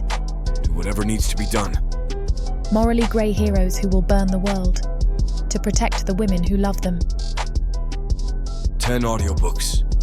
Fall into over 60 hours of fantasy romance. 20 ebooks. Over 1 million words of these brutes who will protect their women. Even if they might destroy themselves in the process.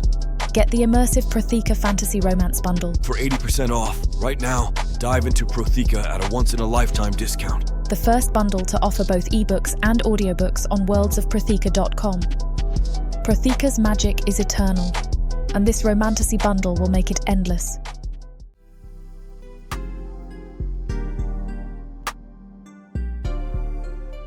Chapter 12.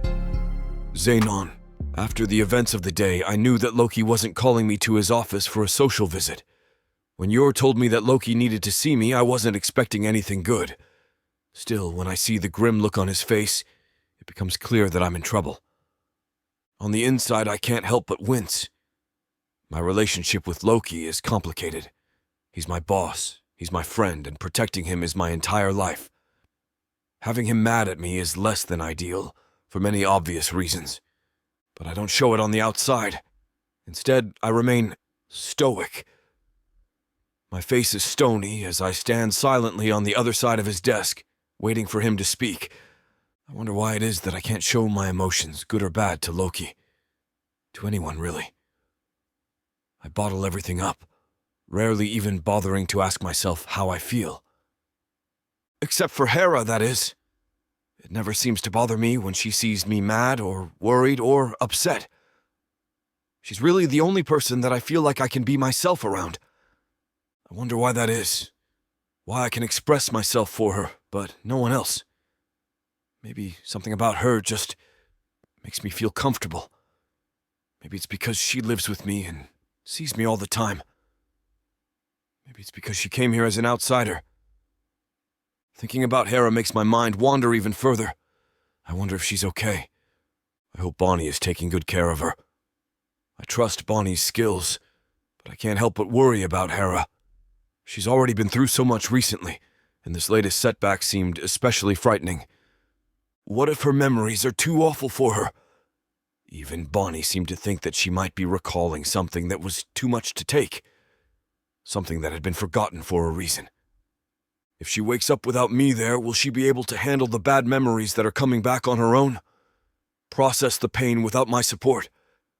It strikes me that being here just so Loki can yell might be a waste of time. Sure, he'll feel better. But what about Hera? Will she be scared? Will she feel like I abandoned her? She's already so attached to me. Shouldn't I be there to take care of her? What seems to be her lowest and most vulnerable? Loki slams his hands on his desk and stands to face me. The noise startles me out of my thoughts, and I do my best to focus on him instead. If he wants to yell at me, we might as well just get it over with. The sooner he's done, the sooner you can check on Hera, I tell myself. He leans across the desk to yell at me. Damn it, Zenon! What were you thinking? You've knocked at least 20 healthy orcs out of commission. Loki shakes his head in disbelief. Our patrol is on its knees now, thanks to you. You of all people crippling our own defense. Broken arms, broken legs, they'll be out for weeks. He points a finger at me, an act I find vaguely irritating. If he was anyone but Loki, I'd slap the hand away from my face. They might not be members of the Shades, but we still need them. You can't just go around crippling orcs when you're mad. The words anger me, as though I'm a child with a temper who lashes out whenever things don't go my way. I had a good reason for protecting Hera, and Loki should be more than able to understand that. But it's that finger he's jabbing in my direction that sets me over the edge. I can feel my skin flush as my temper flares again. But I do not show it, keeping my face calm and passive. I've always had a remarkable skill for holding my composure, another reason it might be so aggravating to get lectured about it now. I do not let on that I am seething inside, though I can feel it just under the surface. Why not? They deserve it, I remark flatly, my voice matter-of-fact. His eyes snap at me, annoyed, and he lets out a huff. Loki has never been as good at hiding his frustration. It's not just that, though that's bad enough, he admits. Did you notice that one of them was Vargan? He demands. I say nothing. He stops talking and studies my face, looking for a reaction. I do not give him one, however. I remain expressionless, and he finally continues. You broke his arm, and you know how Bar dotes on him. His favorite grandson. The damage control on this is going to be out of control, Loki complains. Bar is the first elder of our clan, and a very important figure. I do not care for him, though I normally keep my opinion to myself. He is too old and outdated, and it is long past time for him to relinquish control. Loki wastes far too much time that could be spent productively, trying to appease this ancient relic. In my opinion, he should stay home and pass his retirement with simple amusements. He is power-hungry and will not give up authority, though he is no longer useful or needed. Pissing off Bar doesn't mean much to me. I can see why Loki is frustrated, as he'll bend over backwards yet again to make Bar happy. I don't see why, though. If anything, I'd just as soon break his grandson's other arm to show him how little I care. But I do not say any of this. Just raise my eyebrow as he chews me out. I think he can sense my thoughts, as he begins to try to justify his concerns. He starts lecturing me on the importance of our elders, how they should be honored and respected, and an insult against their family is an insult against them. I want to point out that I understand this, that I am pleased to learn that I insulted stodgy old Bar, who is a selfish, demanding bully. I am barely holding my tongue to begin with when Bar bursts into Loki's office. He doesn't even knock, which enrages me even more. Who does he think he is to just let himself in? Loki is our chieftain and deserves respect, even from the elders. I want to punch his entitled, smug old face. But I manage to resist. "Zenon, you bastard!" he screams at me. It takes everything inside of me to not break his arm, too. I look in disbelief at Loki. I can't believe that he isn't going to say anything about Bar coming into his office unannounced, interrupting our conversation. No wonder Bar won't stay home and mind his business when Loki lets him walk all over him like this. Loki meets my gaze but looks away immediately. Instead, he exchanges a look with Ur. They communicate something wordlessly that I see, but can't quite interpret. Then, they both react almost in unison. Ur circles around me and moves between us. This serves to block Bar from my reach and my eyesight. Loki does the same, but stands by Bar instead. He starts speaking to him in a low voice and leads him to the other side of the room. Ur begins to push me out of the room before I even know what is happening. Bar can't continue his tirade against me with Loki's distractions. I can't easily continue to argue, as I can't even see him. Our negative interaction is halted abruptly, just as they intended, before it escalates again. Before I know it, I'm out in the hall. The feeling is, overall, rather unsatisfactory. I'm angry now and have nowhere to put it, but I'm also more concerned for Hera than anything. I'm relieved, in a way, to not waste more time here. Still, I can't help but snort as I hear Loki in his office, reassuring Bar that it's being handled. Chapter 13, Hera.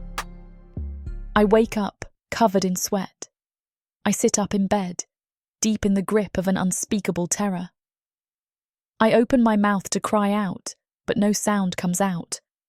Someone shuffles quickly across the room toward me, and I raise my hand defensively. Luckily, I recognize it as Bonnie. Friend, not foe, I remind myself.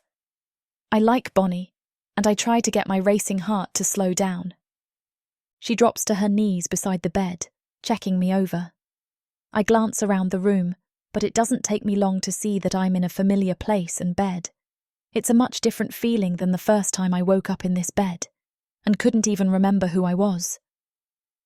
I take a few deep, cleansing breaths, attempting to calm myself. Bonnie seems to be staring at my pupils, examining them for what I do not know. Zenon had to go to Loki's office, she explains as she works. She stands up, shuffling back across the room. You've been asleep for hours. You really should eat something. It's after dinner. She disappears into the kitchen. Bonnie must have been preparing for this because it doesn't take her long to come back with a tray of food. It's simple, but a kind gesture anyway. I probably could have made my own food, but the concern is appreciated. She peels a fruit for me, sitting on the edge of the bed. I can get that, I point out. She clucks at me like a mother hen, telling me to rest. I wonder what she thinks sleeping until nightfall counts as. She hands it to me with one hand, neatly dropping the rind onto the tray with the other. You seemed very agitated, she begins slowly, hesitantly. Even though you were asleep, there was a noticeable distress. Bonnie leans forward on the bed, bringing us closer together. Did any of your memories come back? She asks gently. I can tell she's trying very hard to tamp down her curiosity, to be supportive but not nosy. I stare at the fruit slices in my hand, not wanting to meet her gaze. I remember some of my childhood, I agree uneasily. She puts a hand on my arm, squeezing it. What was it like? She asks. I frown, my face clouding over. Bonnie is much too sweet, I think, to share such horrors with. It's not for the faint of heart, I finally inform her. I couldn't possibly tell the wide-eyed, gentle human in front of me that I was born as a twisted experiment to blend humans and orcs. Then I was raised in a training camp, brought up with the goal of killing all the other children there. How could I describe the way that we were pitted against each other in a sick survival of the fittest? Not only did we watch each other die, but we caused it. At least the ones that lived did. But if I told her that, would she ever look at me the same again? Would she have made me dinner if she knew of my murderous heart? Even if she did somehow manage to not run away screaming, she'd still have other questions. To be honest, I doubted I'd have the answers. My memories hadn't exactly returned in a flood, and a lot of the holes are still there. Fighting at the arena had triggered a certain déjà vu, enough to remind me of all the time I spent fighting when I was a child at the camp. But I can't remember how I left the camp. I can't shake the feeling that there's something more to it, something that I'm still forgetting. I didn't just graduate from their tests as the best fighter, then leave with a handshake and a smile. Of that, I'm sure. So, what happened next? And where does that leave me now? Bonnie is gently trying to coax me into opening up, but luckily we are interrupted by He comes into the room and looks over at me with a nod. "Glad to see you're up," he says. His voice is flat, but pleasant. By now I realise that's simply Year's nature and not a reflection on me. "It's late," he continues, turning to Bonnie. "It's time to get home." She frowns, crossing her arms. "I don't want to leave her here alone," she argues. "I'll be fine," I insist. "Really, I am. I appreciate your help today, but you can go." "Zenon's done with his meeting," Yor informs her simply. "He'll be here any second. I wouldn't just abandon her." Though Yor isn't a very emotional speaker, there's a slight, barely noticeable tinge to his voice that sounds insulted. Bonnie stands up from the bed, getting high on her tiptoes and stretching up for a quick kiss. "You're right," she apologises. "I'm sorry. Of course you wouldn't." Even after this, she still fidgets over me for several minutes. Am I too hot? Too cold? Do I need more to eat? Am I thirsty? Should she leave the bedroom door open or shut? It seems like the questions will never end, until Yor finally drags her away.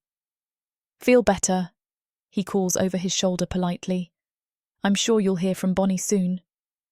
"Yes," she agrees, her voice fading as he leads her away. "I'll check on you tomorrow. Call if you need me anytime." The sound of the door slamming behind her cuts off the end of her speech. Finally alone, I have a chance to really absorb my thoughts, try to figure out what it all means. I get out of bed, looking out the window at the stars. The memories are invasive and upsetting, and it's no surprise that my subconscious tried to bury them for so long.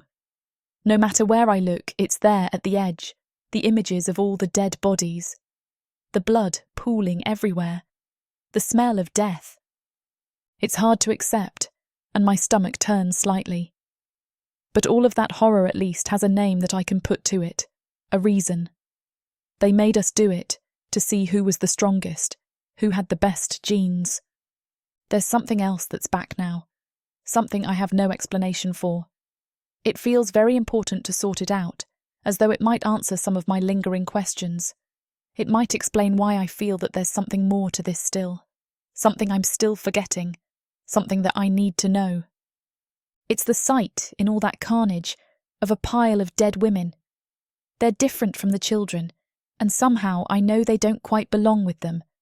But they're still part of this, dead like the rest. I can't make out their faces, but they seem familiar. And not just as people I saw once or twice. They're intimately familiar, women that I know well. Did I kill them too? I suppose it could be possible that they were at the camp for some other reason. Maybe they were part of a different experiment or being held hostage like we were. I have no idea, but it feels vital that I try to recall the answer if I can. I close my eyes, trying to lose myself in the memory, trying to get closer to see the faces of the women, to figure out who they are, how they died, and why. My head begins to throb with the effort, but I can't give up. I need to know. Suddenly, strong arms wrap around me, holding me tight. I can't move, pinned into this embrace. I stiffen, ready to mule kick with my leg to escape my attacker. Then I catch a whiff of a familiar scent and let out a shaky breath as I relax. My heart is still racing in a staccato rhythm, going so fast that I half wonder if we'll have to call Bonnie back here before she's been gone for 30 minutes. "Zenon!" I gasp. "What do you think you're doing?" I demand, aghast.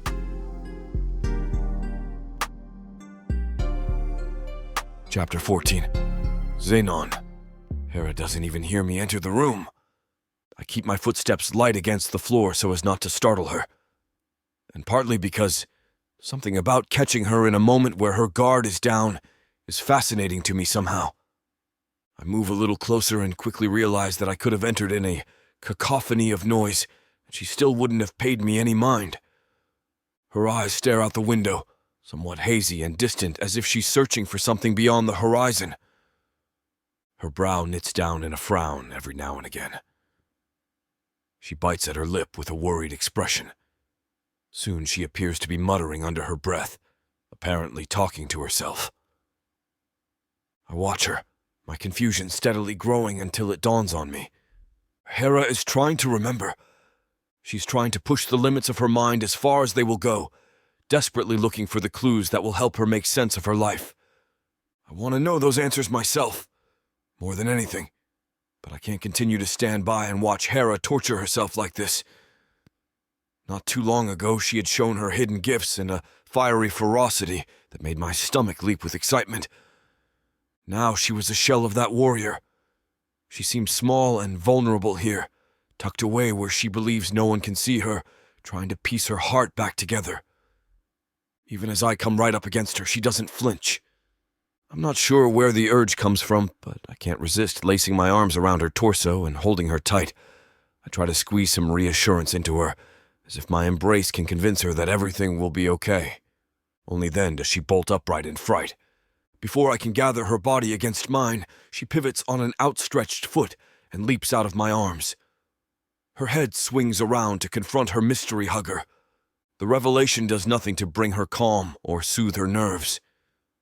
She stares me down like I'm a puzzle she can't quite crack. "Zenon! What do you think you're doing?" she asks, accusation burning in her eyes. I suddenly remember myself, not quite understanding either why I had yearned to touch her, to feel her against me. Instead, I offer her a shrug. "I felt like it. You looked so lost and lonely somehow," I say, taking a tentative step toward her. "I'm worried about you, Hera. You're pushing yourself too hard." I reach out to take her hand and she tries to pull it away. I hold on to her palm with a firm grip. "The memories will come back in time," I tell her in a soothing voice. "You don't need to force anything. They will come back in their own time." She finally manages to wrench her hand free of my own. "How can you possibly know that?" Her chest is heaving up and down in distress. "How can you say with any certainty that I'll remember more than I already do? What if I never learn where I'm from or how I got here? It's enough to make anyone go mad." She paces up and down before me, her movements erratic and taut. My mind is still fixed to the first half of her sentence. "Wait, are you saying that you've remembered something, Hera?" I gaze at her with imploring eyes to try and coax the truth out of her. "Did something come back to you?" Hera stops pacing. The fight seems to leave her body as she gives a huge sigh, holding her face in her hands and rubbing her eyes. "I don't know. Yes, maybe. Maybe not," she says with less certainty in her voice than before. "Whatever it is, you can tell me, Hera. Let me help you." She gives me one more assessing glance as she looks up from her hands, seeming to weigh the pros and cons of confiding in me. With another sigh, she comes to her decision. I'm not even sure it's a helpful memory. It just felt familiar somehow. She takes a seat, slowly lowering herself onto a chair. There were bodies. So many of them. Her hands are shaking slightly, so I reach out to grab one. I squeeze her fingers. "There were women killed!" She looks up at me with hurt and pain in her eyes. "Blood everywhere. What if I did something horrible and I can't remember? Her voice has acquired a panicked edge. It felt like I knew them, Xenon. It was like I had known them my whole life. She takes a deep breath before continuing. There is something else. Something that helps make sense of a lot of strange things that have been happening around here. She looks up at me expectantly, searching my eyes as if trying to find a reason not to go on. I stay calm, determined not to give her one. I remembered, she begins, her voice trembling. I remembered that I am half orc. I sit back in my seat, trying to process this truth in the silence that hangs between us. When I finally look at her, she seems to have stopped breathing completely, her eyes cleaving to mine. Well, I say carefully, aware that Hera is feeling vulnerable. That certainly does explain a few things. I offer her a half smile and I watch the tension release from her body. Her shoulders sag a little, and she returns my half smile with tired eyes. She looks down at her hands, turning them over. I was bred to become what I am, Zenon, she says, her eyes full of sadness. There were other children like me. Children that didn't survive. It was kill or be killed. It wasn't your fault, Hera. You were only a child. She looks away uncomfortably, but not before I see a flash of mischief spark up her features. Before I know what is happening, she tucks one of her legs underneath, clasping around my shin with her knee before yanking hard. The angle in which I fall makes it impossible to scurry out of her clutches. I pull down to the fall, Hera's firm legs wrapped around my torso in the blink of an eye. With impossible speed, she is on top of me, pinning my arms in place beside my head and laughing sweetly. I can only blink back. What the hell was that for? I ask her incredulously, half laughing myself. She shrugs. Just felt like it, she says with a teasing grin. I laugh then, hearty and deep. I take in the shape of her body as she leans over me, full of toned vitality and a strength that asks for nothing less than reverence. Her hair skims over my face, and I notice that fire in her eyes.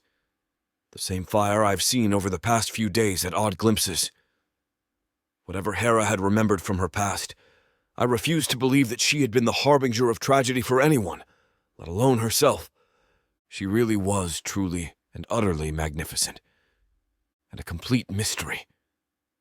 Just who the hell are you, Hera? I ask in wonderment. A shadow falls across her face, and just like that, the spark is gone from her eyes, quiet and contemplative as she was when I first walked into the room, as if the last few minutes had never happened. I worry these memories are going to tear her apart.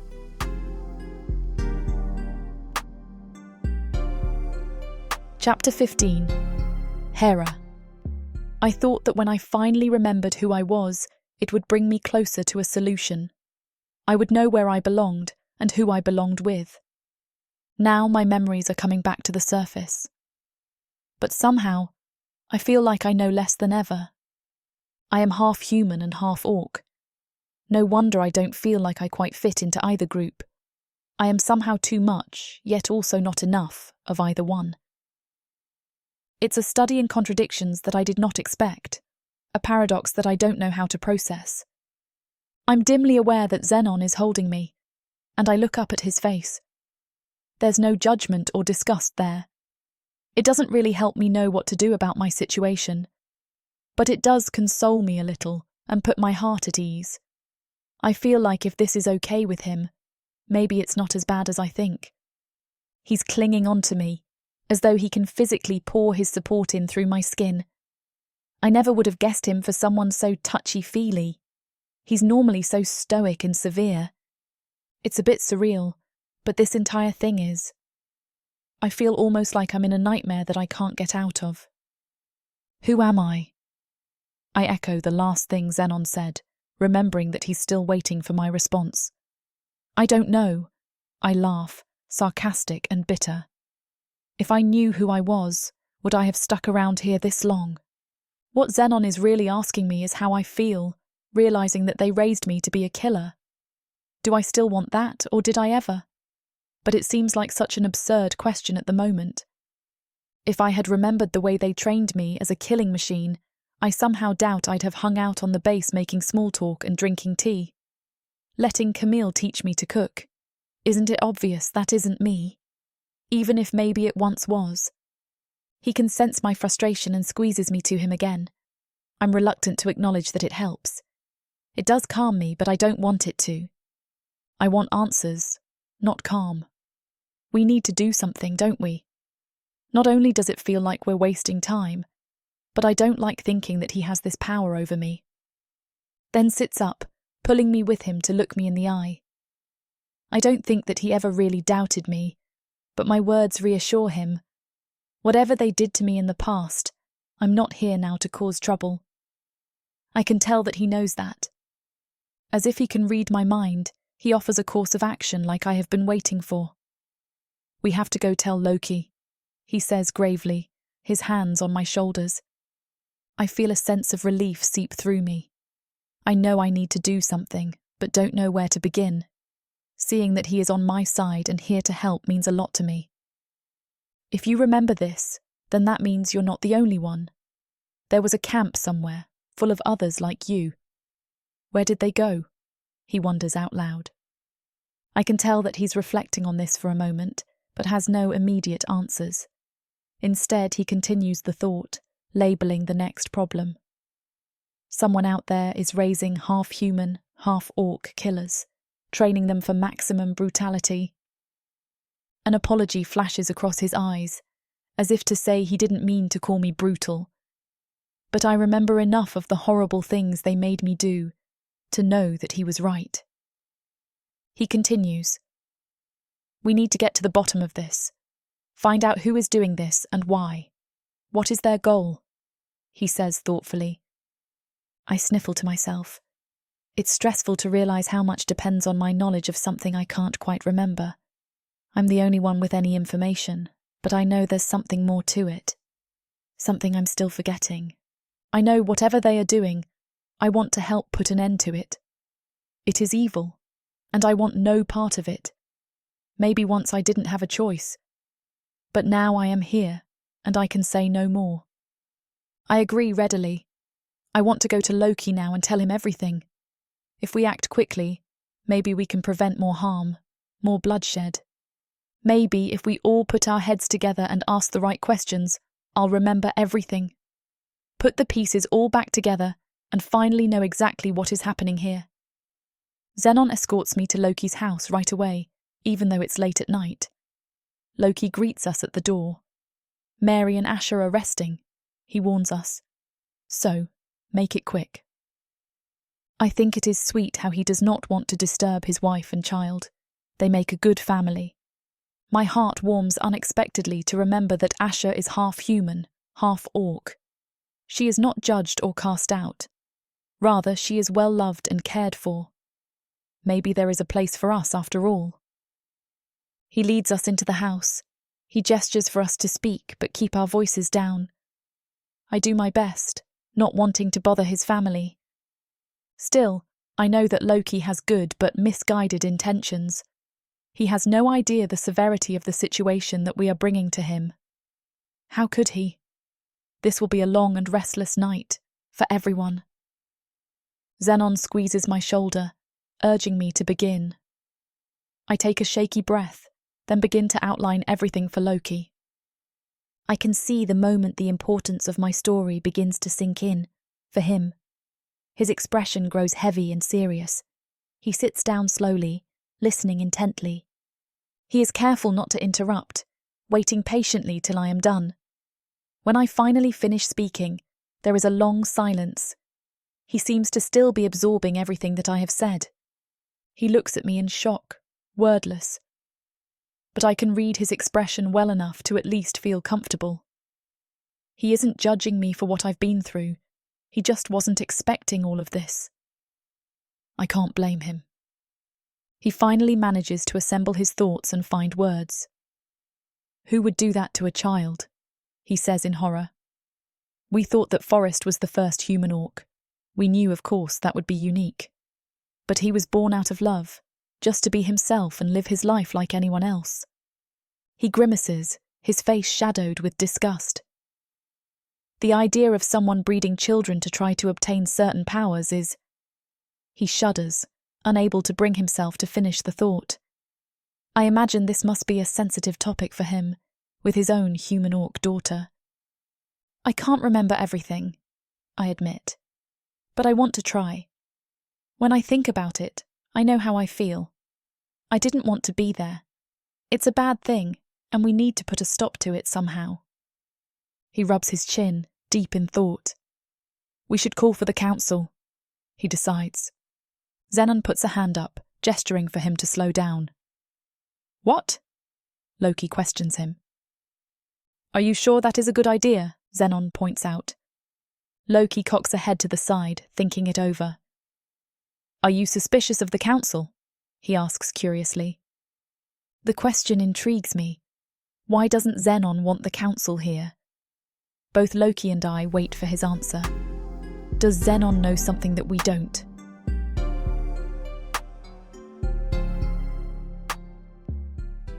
Protheka is a dark and dangerous world. My parents sold me to the dark market. I am the avatar of chaos, and nothing will stop me from fulfilling the prophecy. And the quest for godhood has made it even darker. Looks like you're the only one left. Take a step forward. Delia only seeks her freedom. A gilded cage is still a cage. But Thorn has something else in mind for her. It's her. She's the woman from the prophecy. My key to godhood. Will they be able to escape their fate? Get every episode from worldsofprotheka.com right now. Get the series bundle and score a 70% discount. Protheka's magic is eternal, and this series is just the beginning.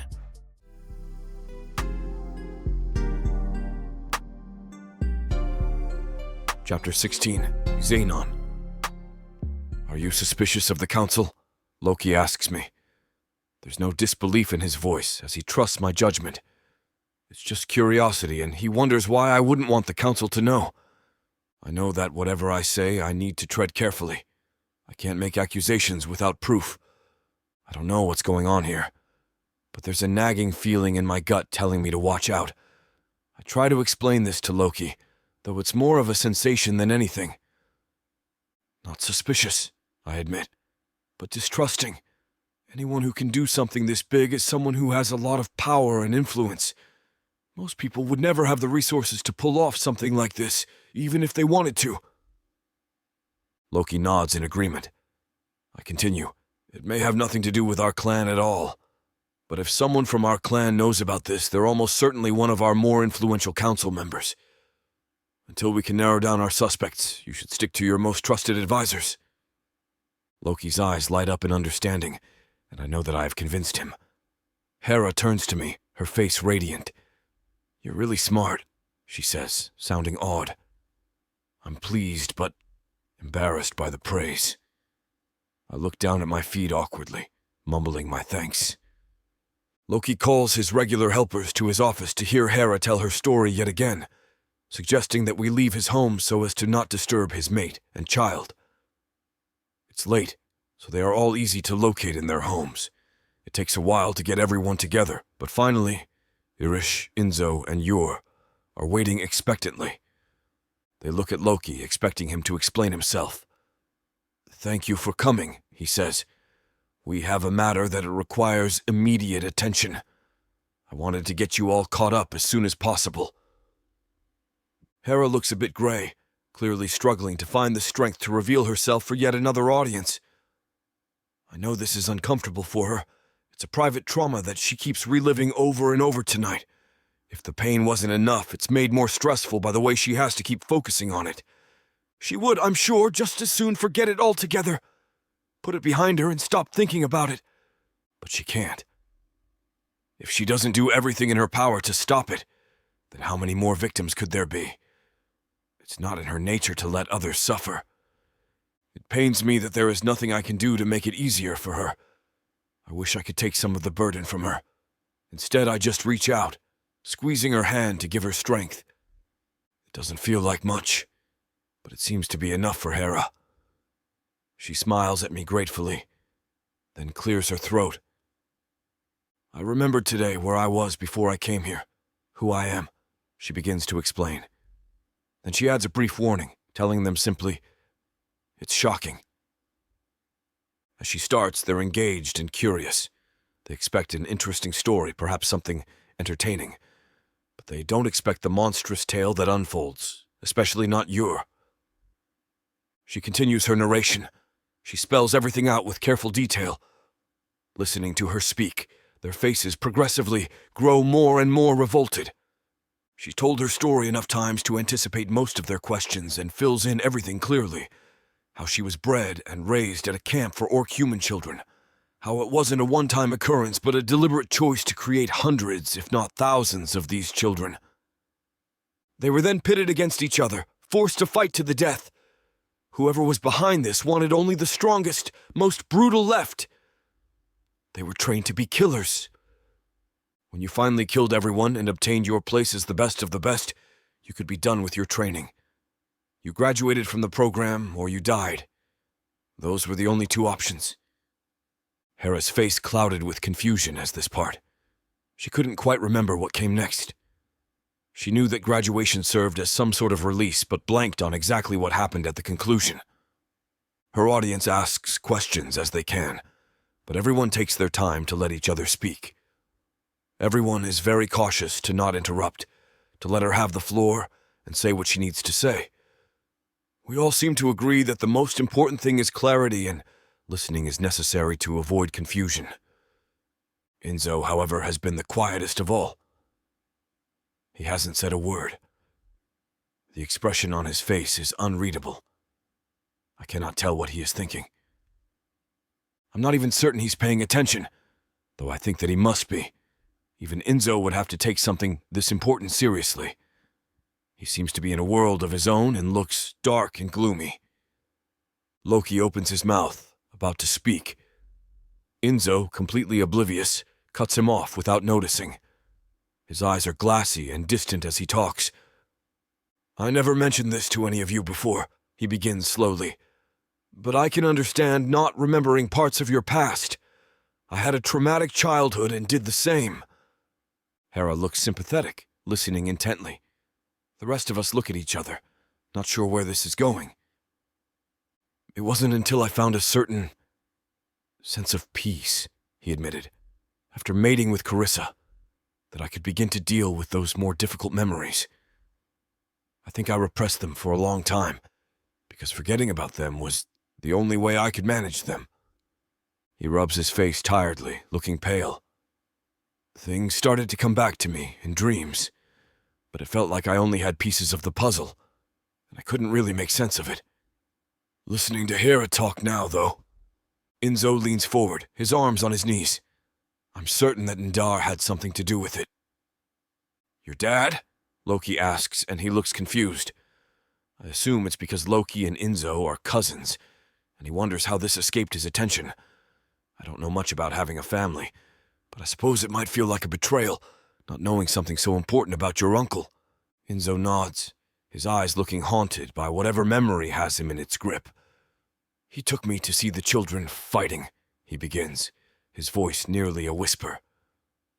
I remember being there with him, watching it. He knew all about it, was proud of it even. He looks at Hera, and his face grows even paler. I didn't know what it was. He tries to explain, sounding desperate. Not until you told us this. I knew it happened, but it didn't make sense to me before today. His eyes are wide, asking her to believe him. She nods to show him that she does. It doesn't seem to help. Instead of showing relief, he turns a sickly gray. He's staring at Hera as if in a trance. His whole body seems limp and lifeless. He starts to speak again, something unintelligible. Before he can finish, he just trails off. Something seems very wrong with him, though I don't think any of us are quite sure what is happening. Should I get the shaman? Ur asks. We watch Enzo nervously, waiting for a reaction. He sags in his chair, and Loki rushes over to him. Enzo! He calls, trying to break through whatever spell Enzo seems to be in the middle of. He takes Enzo's hand, shaking it forcefully. Enzo, are you okay? He demands urgently. Enzo turns his glassy eyes to Loki. His expression is distant, 1,000-yard stare at some invisible point the rest of us cannot see. It's as if he can hear Loki but can't rouse himself to respond. Enzo, what's wrong? Loki tries again. Chapter 17. Hera. Enzo, what's wrong? Loki's words echo over and over. I hear him in the background, but I can't focus on that right now. I'm still caught by what Enzo said before. Endar was involved. His dad. Endar. I murmur quietly to myself, hearing it out loud. The name rolls bitterly across my tongue, leaving me clammy and nauseous. It lodges itself in my head, thundering aggressively. Like a drumbeat, it repeats over and over on a loop that I can't make stop. It terrifies me, strikes a sickness in my chest, but I am powerless against it. The name is like a curse. It stirs something dark in me, something horrible. It sweeps over me, rushing through me so forcefully that I nearly fall. My vision goes grey at the edges, and I sag limply. But before I can sink to the floor completely, I feel strong hands grab me just in time. Zenon holds me in his arms. "What is happening here?"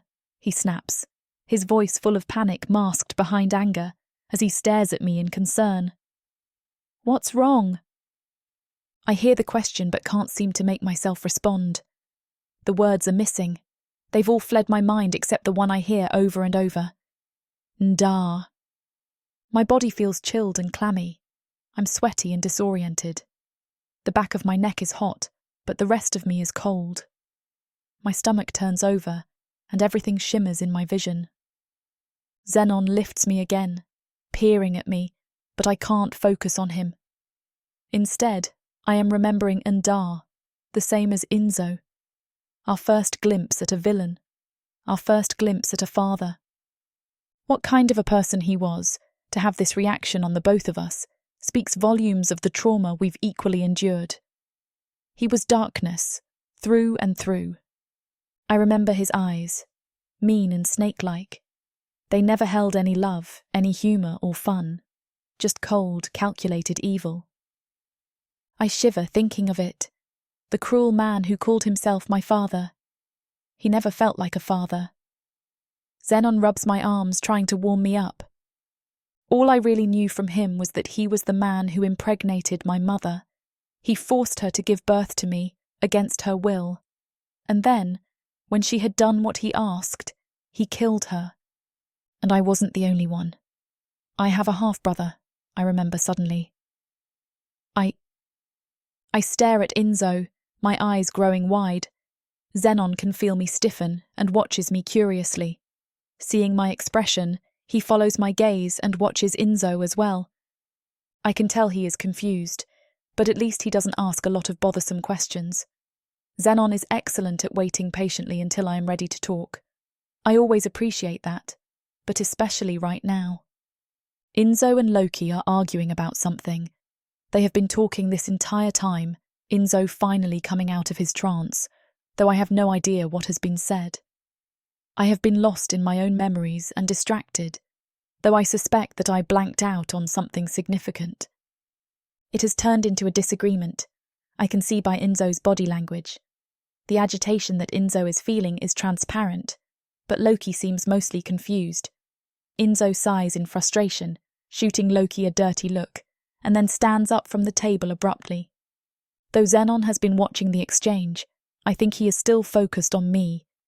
He doesn't seem to be listening to Loki or Enzo closely. Instead, he startles noticeably when Enzo slams his hands forcefully on the table. Enzo looks enraged, his eyes a bit crazy with emotion. It's clear to me that he's overwhelmed by the onslaught of sudden memories that he hasn't had time to process. It's a grief that he doesn't know how to deal with. I can understand and sympathise with the feeling. On top of that, the response that he's getting from Loki only seems to make him angrier. Loki right now is still trying to be the leader. That's important, of course, and we do need a leader. But Enzo needs a friend too. Zenon may not understand what I am going through, but he at least offers me real comfort and support. Enzo needs that, though I know I'm the wrong person to give it to him. I have to find my sister, he shouts at Loki. Loki looks dubious, which only infuriates Enzo more. She was in that facility, he explains. I know it now. I had a sister in the same facility. My dad took me there to meet her. He paces the room in agitation. He made me watch them all fight, but she won. That means she graduated from the facility, right? He looks around the room, waiting for someone to agree with him. When no one does, he steamrolls anyway. So what happened to her? She has to be out there somewhere. He looks around again, but still does not get the response that he hopes for. I don't know if I want someone to take his side or talk him out of it. The idea of him finding out the truth scares me. He stiffens his shoulders to show his resolve. Loki's mouth is agape. Even if she is, what are you going to do? He demands. It's a question that I'd like to hear the answer to. Everyone else looks confused, except Zenon. He is barely listening and is focused on me. I am shaking more than ever, listening to Enzo's words. Zenon strokes my back lightly, trying to calm me down. Why does he want to find this sister? I wonder. Does he want revenge, or to be rid of her? Does he think she's a threat to him, to the clan? I need to find her, Enzo insists, his jaw set stubbornly. He turns to face me, his eyes sharp and determined. I take a deep, shaky breath, caught off guard. Help me find her, he pleads. Zenon looks irritated and shakes his head. Leave her be, he snaps back. She's going through enough as it is. He pulls me against him so that I don't have to look at Enzo anymore. Then he continues to rub my back lightly, humming something as if we are the only two people there. It's surprisingly effective, and I can feel my heart rate begin to slow. Please, I hear Enzo say again, his voice soft and gentle. The anger has seeped out of him by now, and he just sounds broken. Zenon hums louder, forcing Enzo to speak up. But I'm calm enough now to listen, and I hear his muffled words, even while Zenon tries to drown him out. It's my sister, he explains, begging me to understand. I need to help her. He sounds so sincere that it touches my heart. Maybe he really does just want his sister to know him, the way that I always wanted to know my brother. If I tell him, will he hate me? Will he reject me? Or will he finally be the family that I've always wanted? I know it might be a huge mistake, but I want to know the answer, and I can't resist the urge. Before I know it, I find myself pushing Zenon back gently. Then I turn to face Enzo. He looks at me hopefully, but he seems distracted by his memories. I'm not sure how much he's even paying attention to me, and how much he's lost in his own thoughts. I give him a knowing look, which is just met by a face covered in confusion. He hasn't put it together, and I try again. I open my arms hopefully, watching his reaction carefully. Brother, it's me.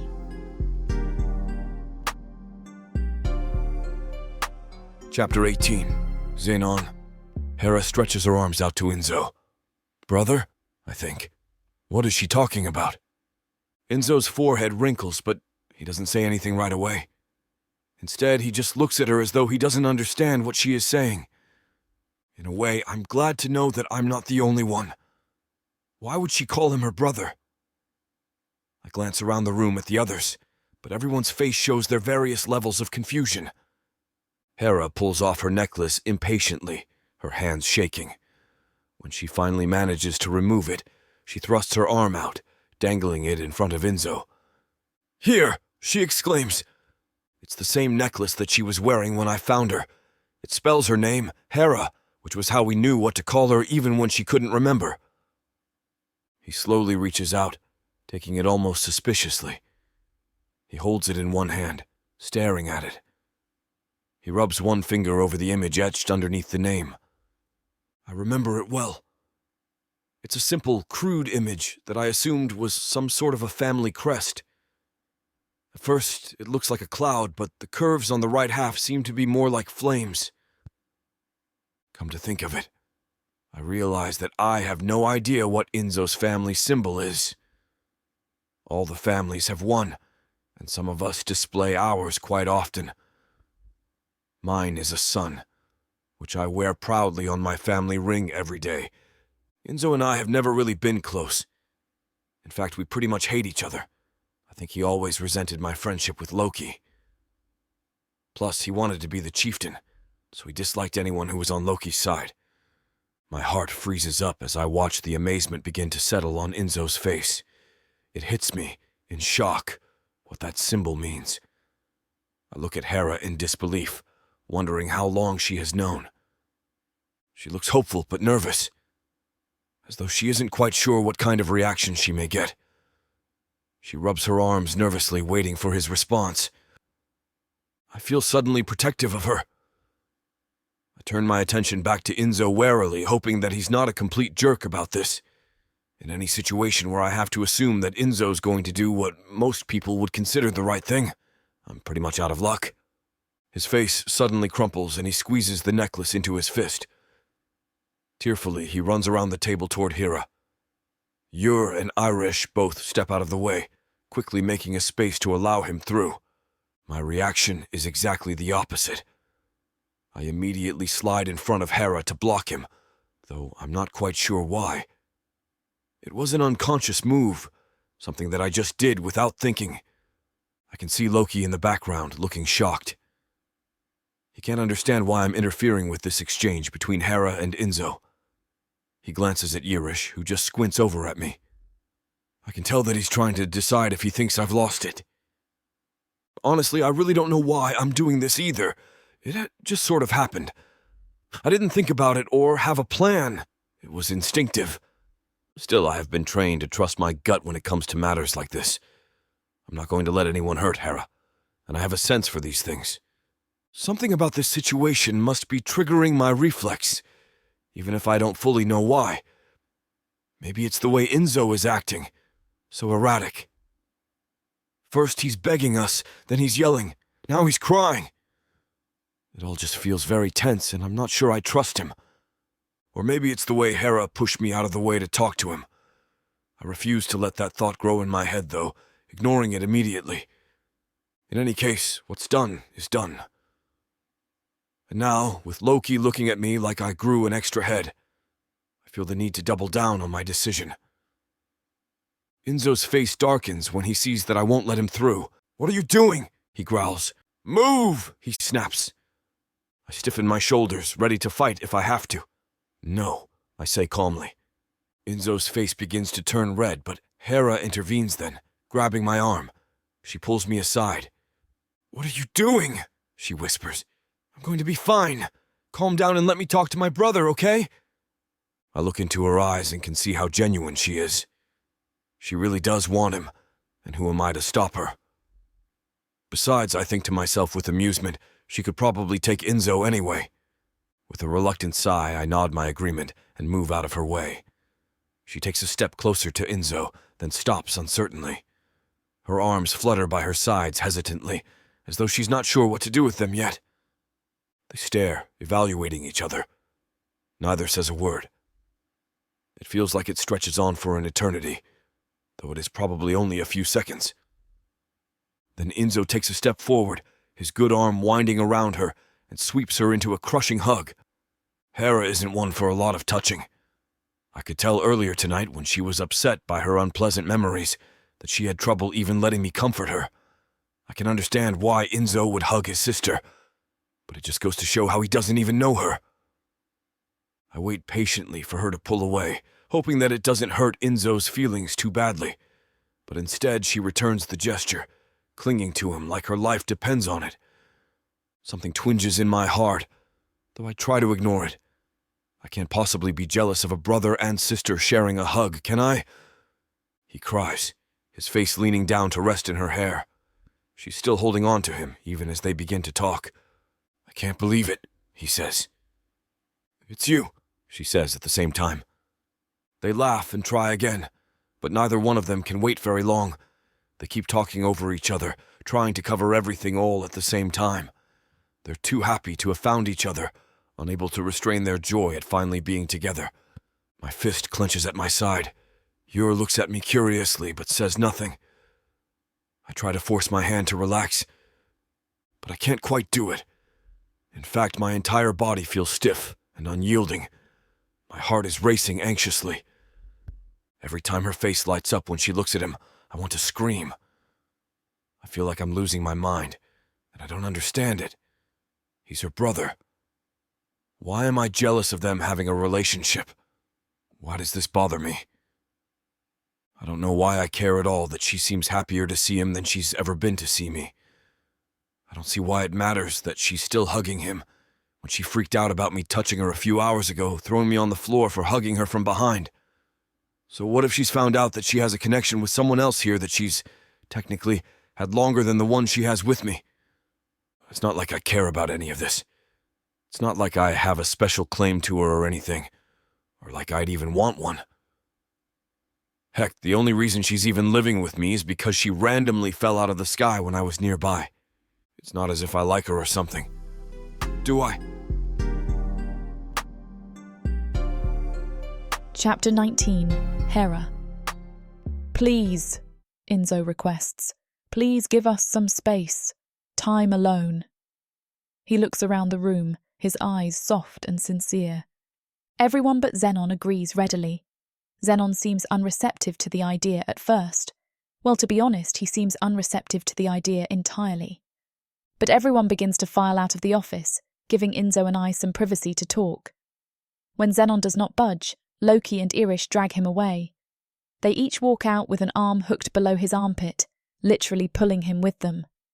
He ends up reluctantly allowing himself to be removed, though the entire time he looks at me with expectant eyes. I know that all it would take is one objection, and he'd refuse to go quietly. Zenon seems to be expecting it, but I don't provide him with the excuse that he wants. He looks almost disappointed that I don't call out for him, that I don't want him to stay here, acting as a buffer between me and Enzo. I feel slightly guilty but shake it off. The idea of having a private conversation with my newly discovered half-brother is just too tempting and too important. I'll worry about Zenon later. When we're finally alone, I realise that this is harder than I thought it would be. We don't know each other. Just because we have a common link doesn't give us anything to talk about. Not really.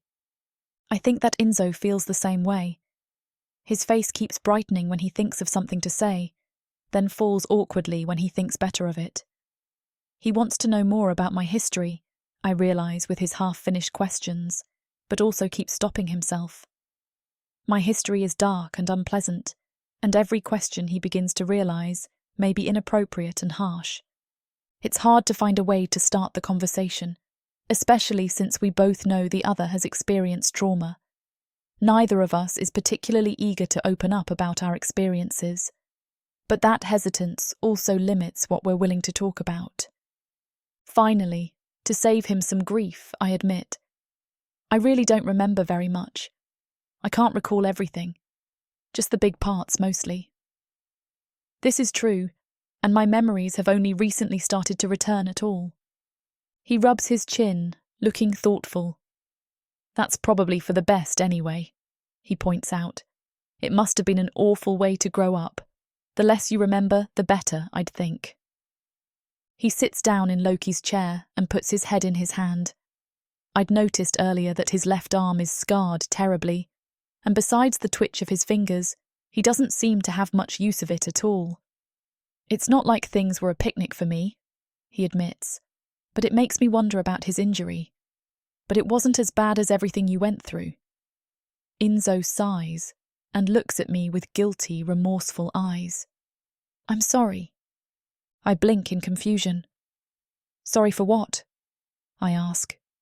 He was young, like me. None of it was his doing. I should have gotten you out of there, come for you, looked for you, something. He shrugs helplessly, and I can tell he really doesn't have a clear plan of how he could have done things differently. He just wishes that he could have changed the past, a desperate need to fix something even though it wasn't his fault that it broke. I mirror his expression, shrugging my own shoulders. I didn't think you even remembered me, I reply. I know he couldn't have done anything to change things, any more than I could. We were both in a situation beyond our control, manipulated by an evil man who called himself our father. But we both feel a twinge of guilt.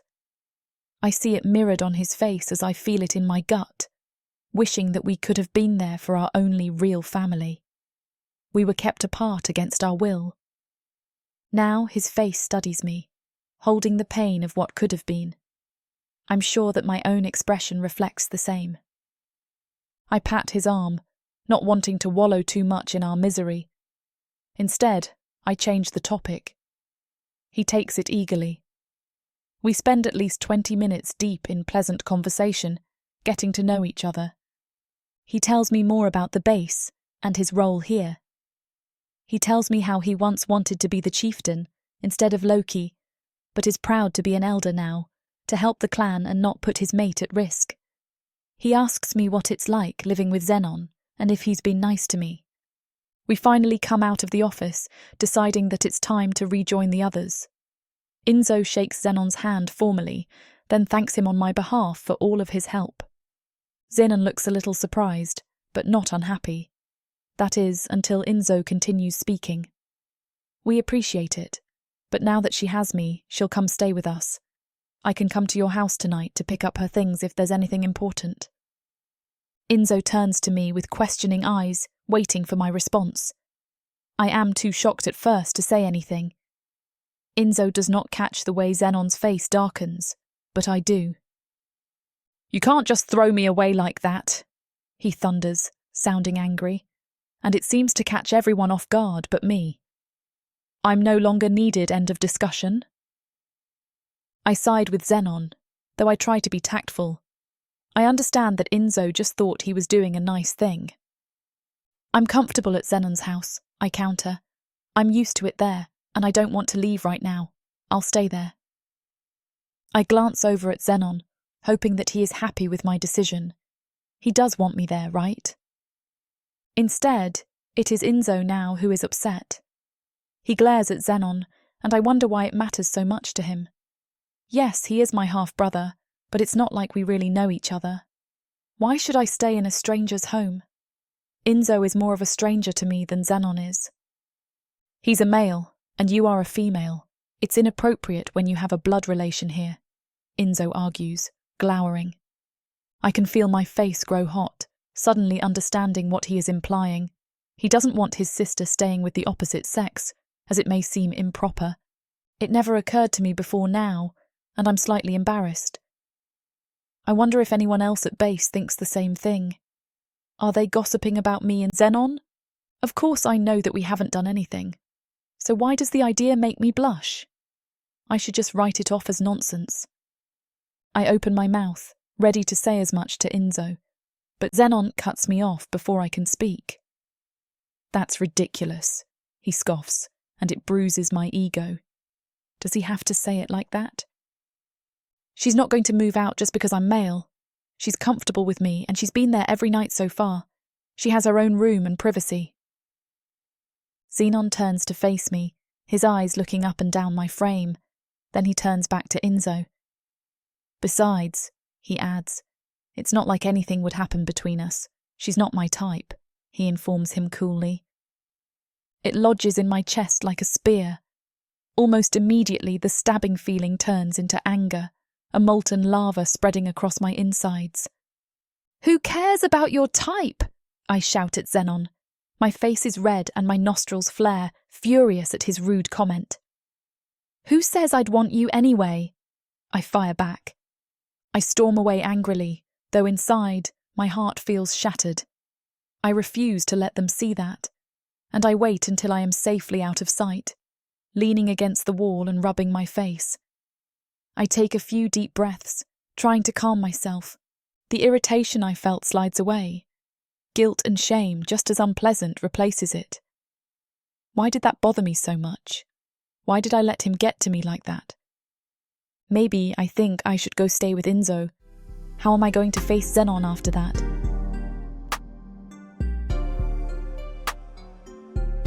Chapter 20. Xenon. "He's right, you know," she says, looking around the home that we share these days. I frown. I thought we had settled this with Enzo already. He had made it clear that he thought Hera should come live with him, since her and I living together might seem inappropriate. But she had already shot him down, telling him that there was nothing wrong with our current arrangement. "No, he's not," I say calmly. "You said that you want to continue to stay here. You're already comfortable and settled here. There's no reason to move out." She turns to me, her eyes regretful. I can tell she doesn't genuinely want to leave, but feels conflicted by what Enzo said. "We're not doing anything wrong," I point out softly, wanting to put her mind at ease. She doesn't need to leave just to make him happy. Our situation is between us and no one else, and she's capable of choosing for herself. She sighs. "But what if no one believes that?" she asks me. "What if this ruins your reputation? Do you not care what anyone else says about us?" I don't. Not really. But it doesn't feel fair to put all the pressure on her either. If she chooses to stay here, I don't want her to be an outcast because of me. She already seems to struggle, not quite sure if she's at home with the humans or the orcs. Add in living with me, and she may never make many friends here. It feels selfish to just say that I don't care, knowing the long-term harm it might cause her. I want her to be happy here, whatever that looks like. In a perfect world, she could be happy continuing to live in this house with me. But if she can't, I also don't want to stand in her way. She begins pacing around the room, as if she's seeing it all one last time before she leaves. It fills me with a sense of dread, the way she looks as though her mind is already made up. "We've been living together all this time," I point out. "Has anyone made a big deal about it? I don't understand why this was acceptable a week ago. Suddenly today, it's become this big source of contention. But a few days ago, when I wasn't sure I wanted to share my house with her, no one said a word. Now that I like having her here, that the thought of her leaving makes my blood boil, everyone wants to tell me that it's a problem." She stops pacing and turns back to face me. Then she shakes her head. "That was different," she refutes. "I didn't have much of a choice." She begins to tick items off on her fingers. "It was an emergency. It was temporary. I didn't have anywhere else to stay, and I was hurt. But now he's offering me something more settled. If I decide to keep staying here instead of with my brother, I really don't have any excuses left for living here." I do not respond right away, and she crosses the room to come closer. I look away, avoiding her gaze. She reaches out to grip my shoulders gently, though I refuse to meet her eyes. She waits patiently until I finally look at her. Then she continues in a soft voice. "They will wonder why I want to be here. And if they don't see a good reason, they'll make one up. Even if we know we aren't doing anything wrong, they will assume that we must be. So let them wonder, I think. Let them assume. Who cares?" But I do not say it out loud. I have not forgotten that she is grown, and that it's her choice to make. That's still the case, even if I don't like the conclusion that she reaches. If it bothers her to risk the judgment of others, who am I to say that she is wrong? She drops her hands from my arms and takes a step back. She sits at the table, gesturing to the chair across from her. I sit as she indicates, understanding that she wants to discuss this and make a decision that suits us both now. Besides, maybe staying with Enzo would be good for my memory, she points out. Maybe he can help me put things together from the past. This is a point that I can't argue. I have nothing to offer as far as helping her to assemble her complicated past. Enzo is the only one with any connection to her in this way. I can't deny this, no matter how much I want to. But why do I want to? Why do I feel this pressing need to convince her to stay? I should be happy to get my house back to myself, to regain my privacy and finally have my own space again. If she wants to move in with Enzo, why can't I just let her? I don't know, but something deep inside me objects every time she says it. The idea of her moving out has not gotten any more comfortable. I thought perhaps that I just needed to get accustomed to it, that I was caught by surprise and would feel better in time. Instead, it feels more and more repulsive, the more that I think about it. I look inside myself, trying to understand why it bothers me so much. I want to be able to put my objections into words. It's not something that I have much experience with, voicing my feelings for someone else. For Hera, I'm willing to at least try. I do know that the first step is at least figuring out what my feelings are, so I reflect for a moment on the matter. I do enjoy having her cook delicious food for us, and it's nice having another person here to help me with my chores around the house. I finally see the appeal of sharing a home and sharing the workload. But it's more than that. Anyone could clean the house, but I want her. I like spending time with her. I enjoy having her around. I'll miss you, I admit to myself.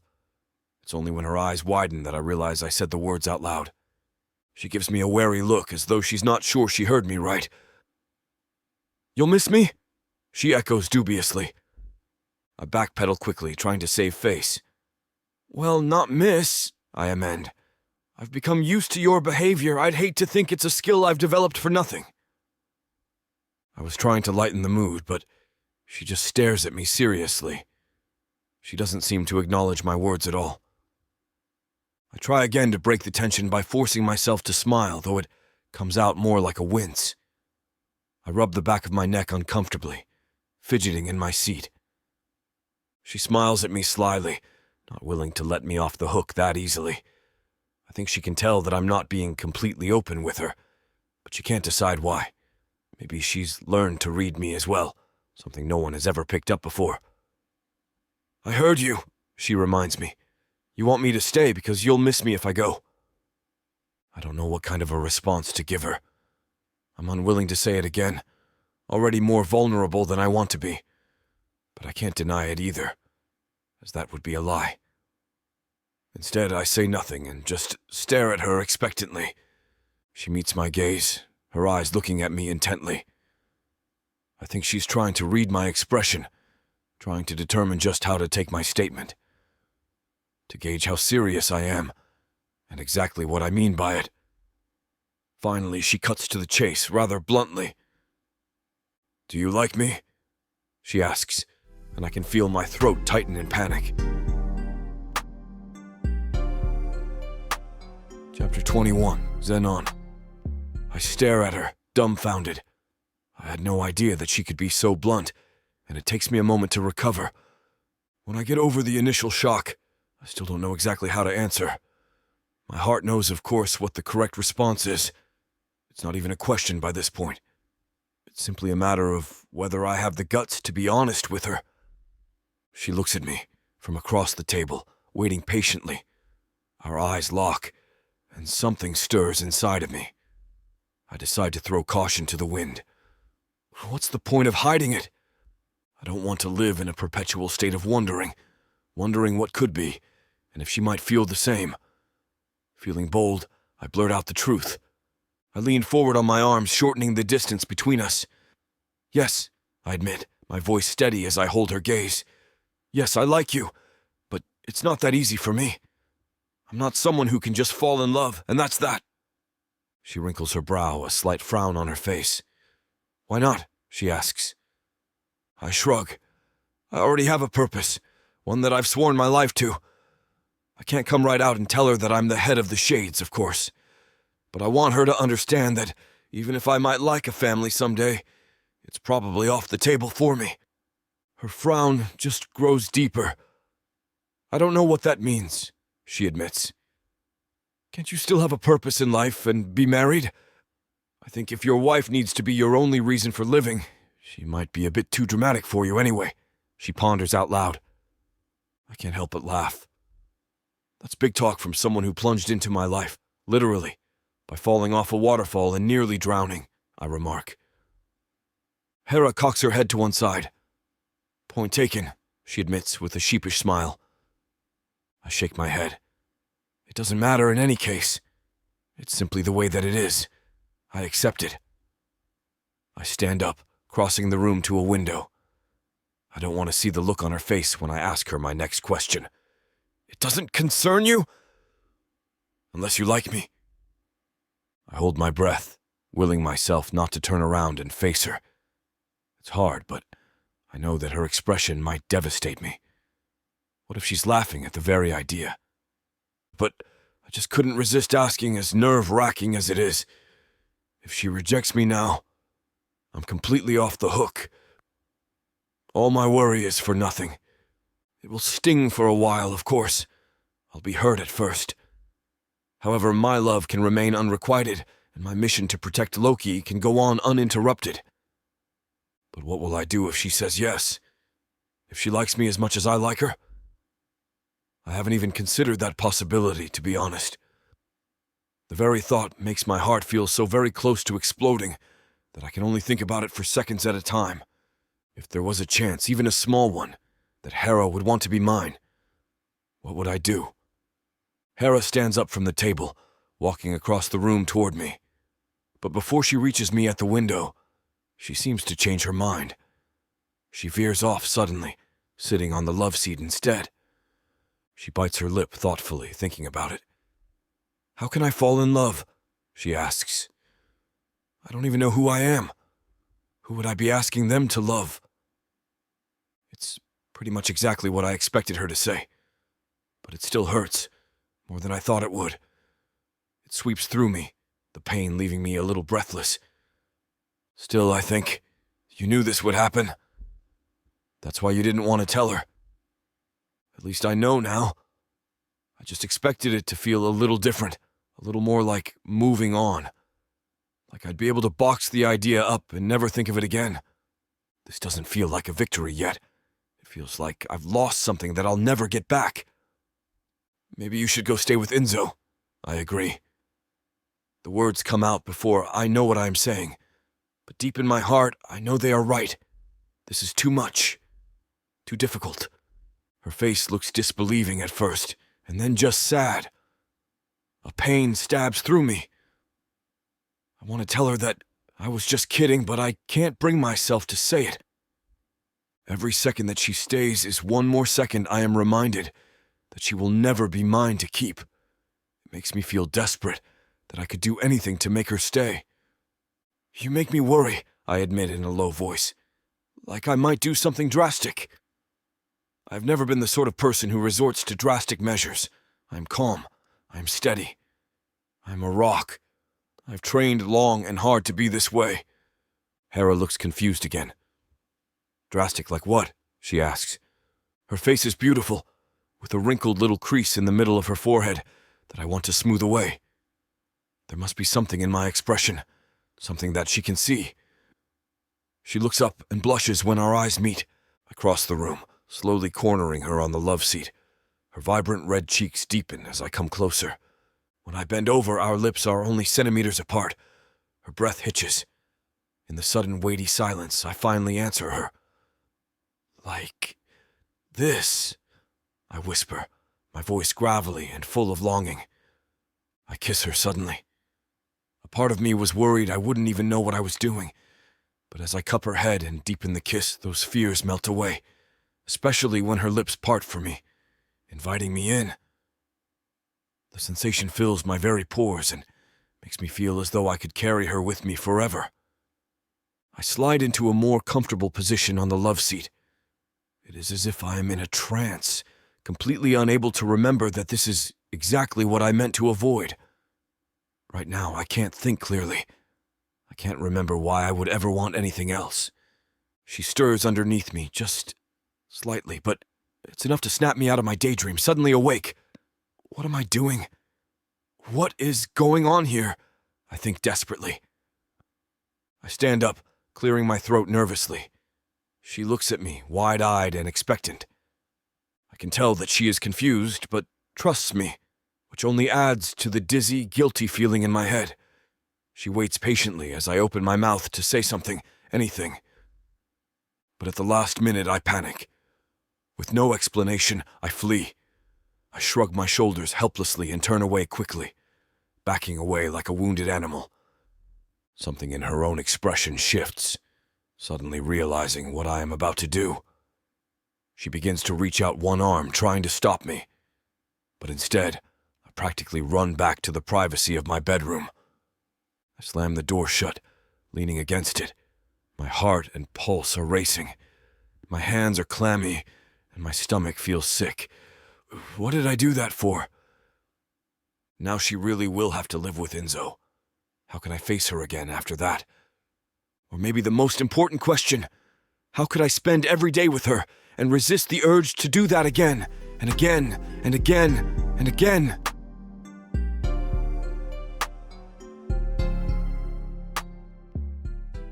My parents sold me to the dark market. I am the avatar of chaos, and nothing will stop me from fulfilling the prophecy. Looks like you're the only one left. Take a step forward. It's her. She's the woman from the prophecy. My key to godhood. This is Delia. Starting price is 3 ducats. You will wed soon and restore the Enoch family name. Okay. I'll lower it down even more. 2 ducats. Who wants to buy Delia for 2 ducats? She is my mate. Destiny has foretold it. You don't know anything about me, and you want me to marry you? You're nothing but a human toy to be used and discarded. Hold on. How about 1 ducat? Does anyone want her? A gilded cage is still a cage. 6 ducats. 6 ducats for Delia. I'll give you revenge on your parents if you marry me. Okay, I'll marry you. Godhood is mine for the taking.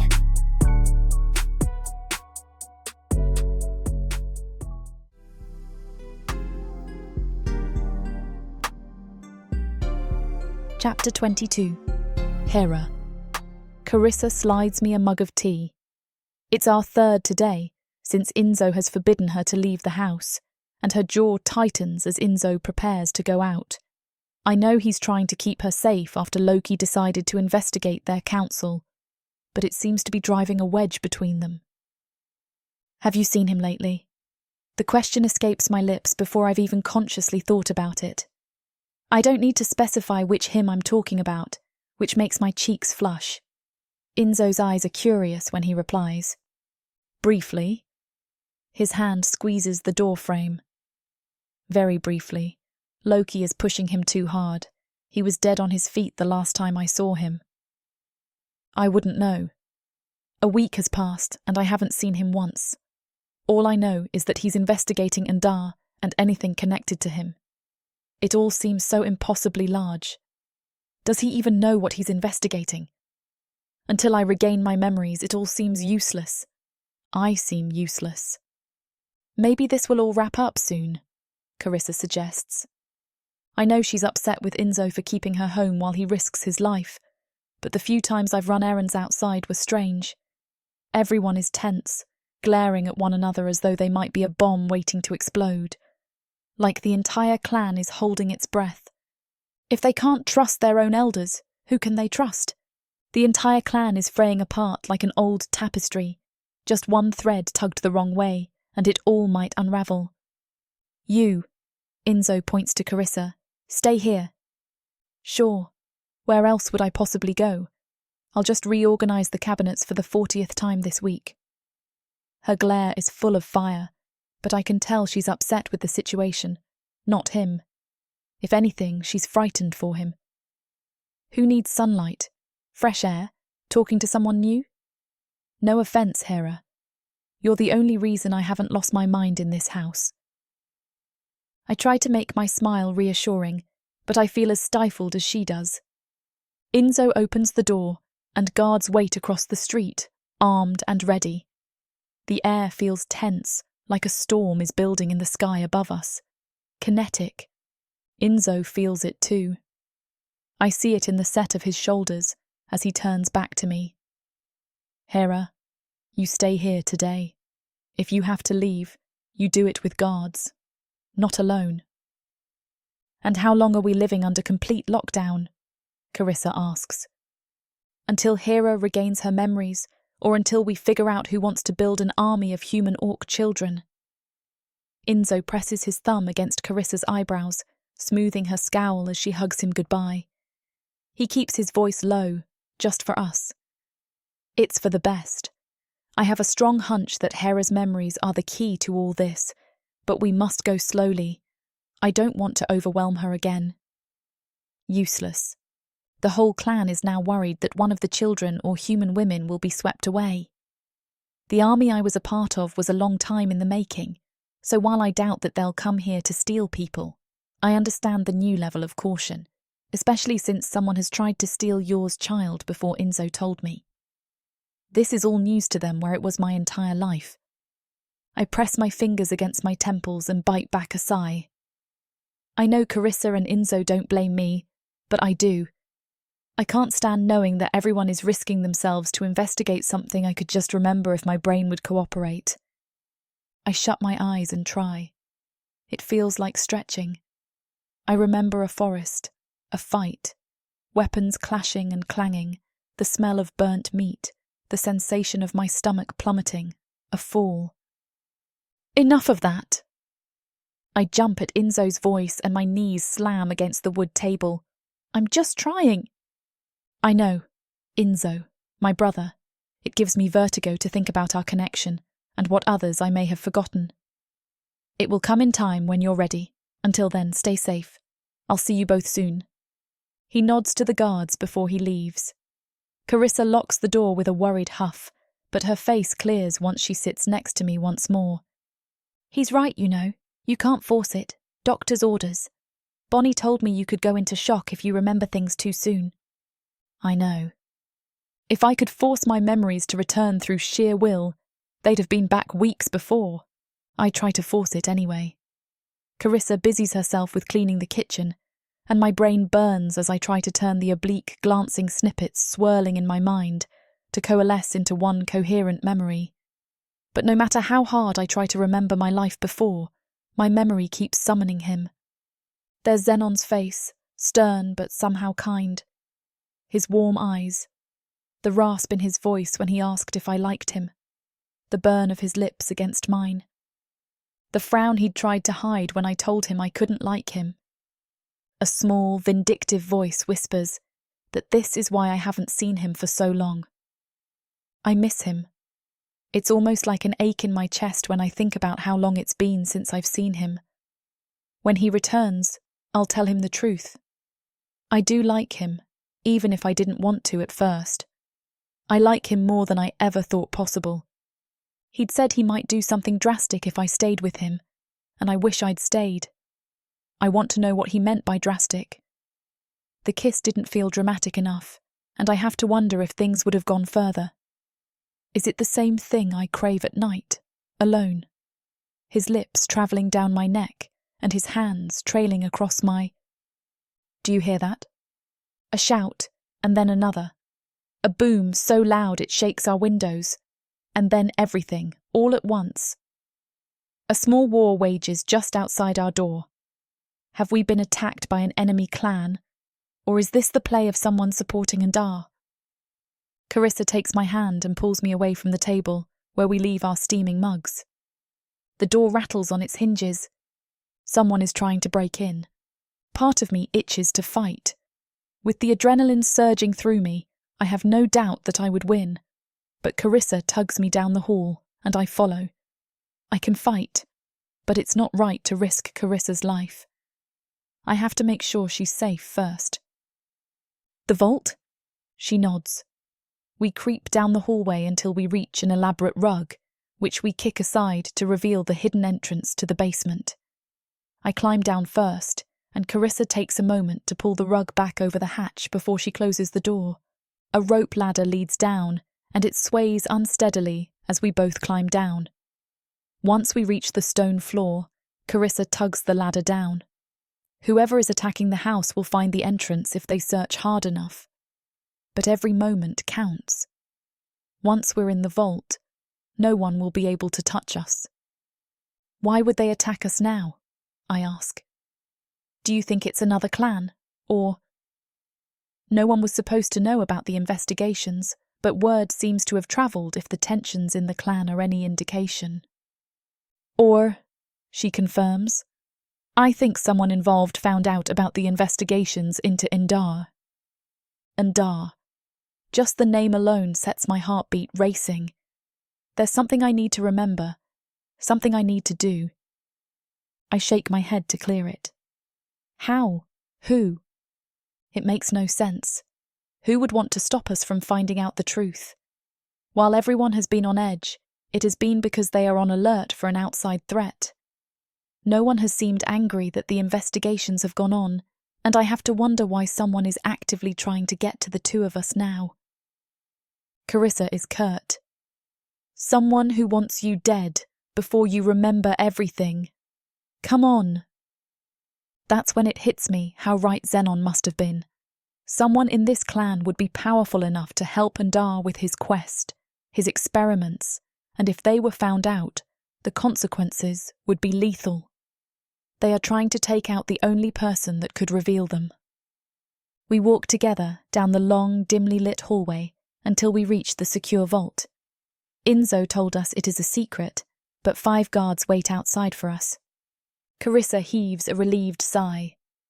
Enzo's guards must have come from the outside entrance. Possibly, but something doesn't feel right. I step in front of Carissa and ease into a fighting stance. Hera, what's wrong? The tallest guard smiles, but it doesn't reach his eyes. His teeth, exposed and sharp, flash in an overhead lantern's light. I flash my own teeth right back at him, more snarl than good cheer. Enzo is looking for you. His deep voice booms across the basement, unconcerned with the clamour above. His knuckles tighten their grip on the hilt of his sword. You'd be wise not to keep him waiting. Enzo just saw us. He wants to see you again. Carissa says something, but the words are a blur. I'm already mid-air, launching myself at the guards. Chapter 23. Hera. Out of the corner of my eye, I can see Carissa flee. She cowers behind me somewhere, moving out of my line of vision. Good. At least there I'm not distracted by having to keep an eye on her. She's safe, as long as I keep the guards here. How did you find out? One sneers, confirming that they are traitors only pretending to be sent by my brother. I take a defensive stance, ready to protect myself.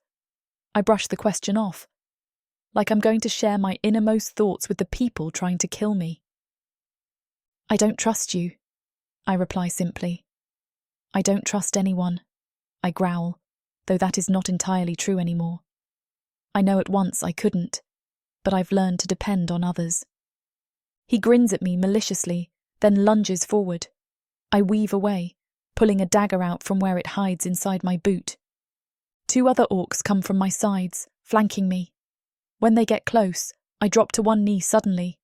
Kicking one leg to the side, I trip one of the orcs, then roll to stab the other in the thigh. He howls in pain, temporarily distracted.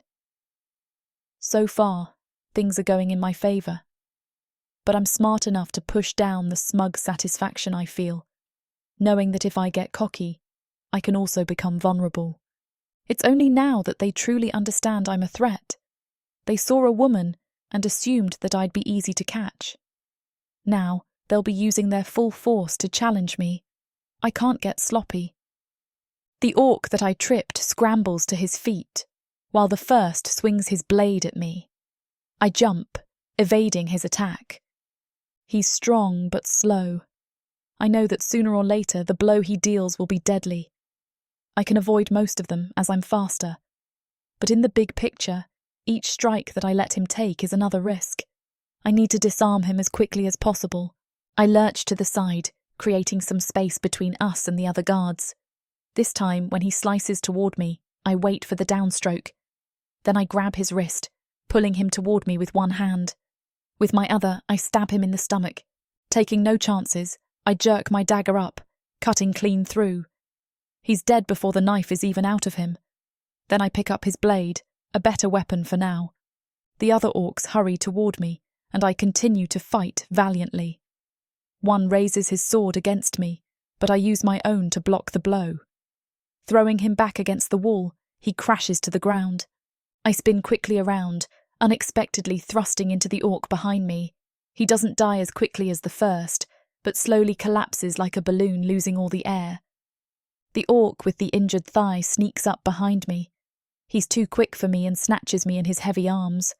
I struggle against him, but it's no use. He squeezes me until my sword clatters to the ground. He relaxes his grip on me just slightly, letting go with one hand. Even with one arm, he is too strong. I can't escape. With the hand he just released, he grabs for a small dagger at his side. He begins to move it toward my throat. I twist my wrist just far enough to poke my thumb into the gaping wound in his leg. He screams again, instinctively releasing me. Free, I scramble frantically for my sword. The only other remaining orc sees what I am doing, and we race for it. I let him get ahead of me, bending over to retrieve it off the ground. Then, when it's nearly in his grasp, I draw my leg back and kick him firmly in the nose. He cries out and is sent sprawling onto the ground. I grab the sword, turning to face the orc who tried to capture me. He's standing, but slouched over, grabbing his leg in pain. Before he even knows what hits him, I strike cleanly between his shoulder blades. There's only one more to deal with now. His nose is a bloody mess, and his eyes go wide when he sees me draw near. Hurriedly getting to his feet, we face off. He can't manage to touch me, but to my surprise, he's quicker than his friends. He is too strong, able to block off my attacks. I am too quick, able to evade him. Finally, he takes a swing. I avoid it, but in my attempts to dodge, I crumple to the ground. He lifts his blade high above me, smiling triumphantly. Discreetly, I reach into my boot.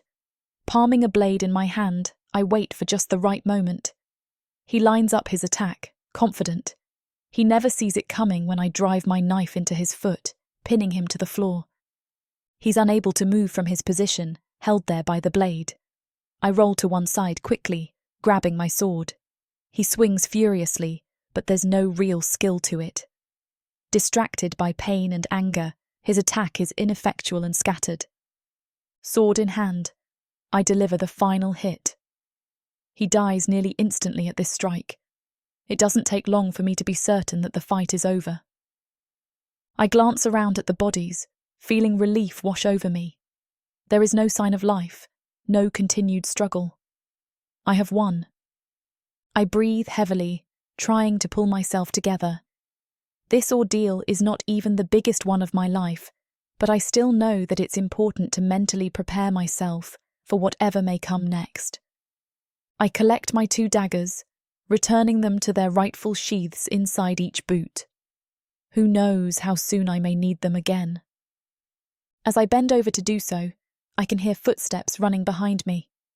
I stand to my full height, and I whip around quickly to assess. I assume it's Carissa, but want to make certain. It is, in fact, Carissa. She is running toward me, looking happy. At first, I think she's just going to congratulate me on my victory, but then I see the orcs following behind her. The one directly behind her is painfully familiar. I would recognize him, in any place, any time, any life. It hits me with a force that's like running into a brick wall. Until now, my memories have been returning in a steady drip, slow and trickling. But at that face which haunts my nightmares, they're released like a flood. It washes over me until I think that I can't breathe. I fall to my knees, trembling. He's the one who orchestrated my sordid history. He's the one who made me kill, who made me what I am. There were others, like my father, but he was in charge. He's the rat we're looking for. I grab my head, as if to block it out. It's an overwhelming sensation that burns my nerves raw. But I also know that I don't have time for this right now. I must protect Carissa, and also keep him here. We've been looking for him, as he has for me, and now I have a job to do. I can't buckle now. I try my best to shut those floodgates, to control the emotion and fear rampaging through me right now. I need to keep it together. I need to be able to act on this opportunity.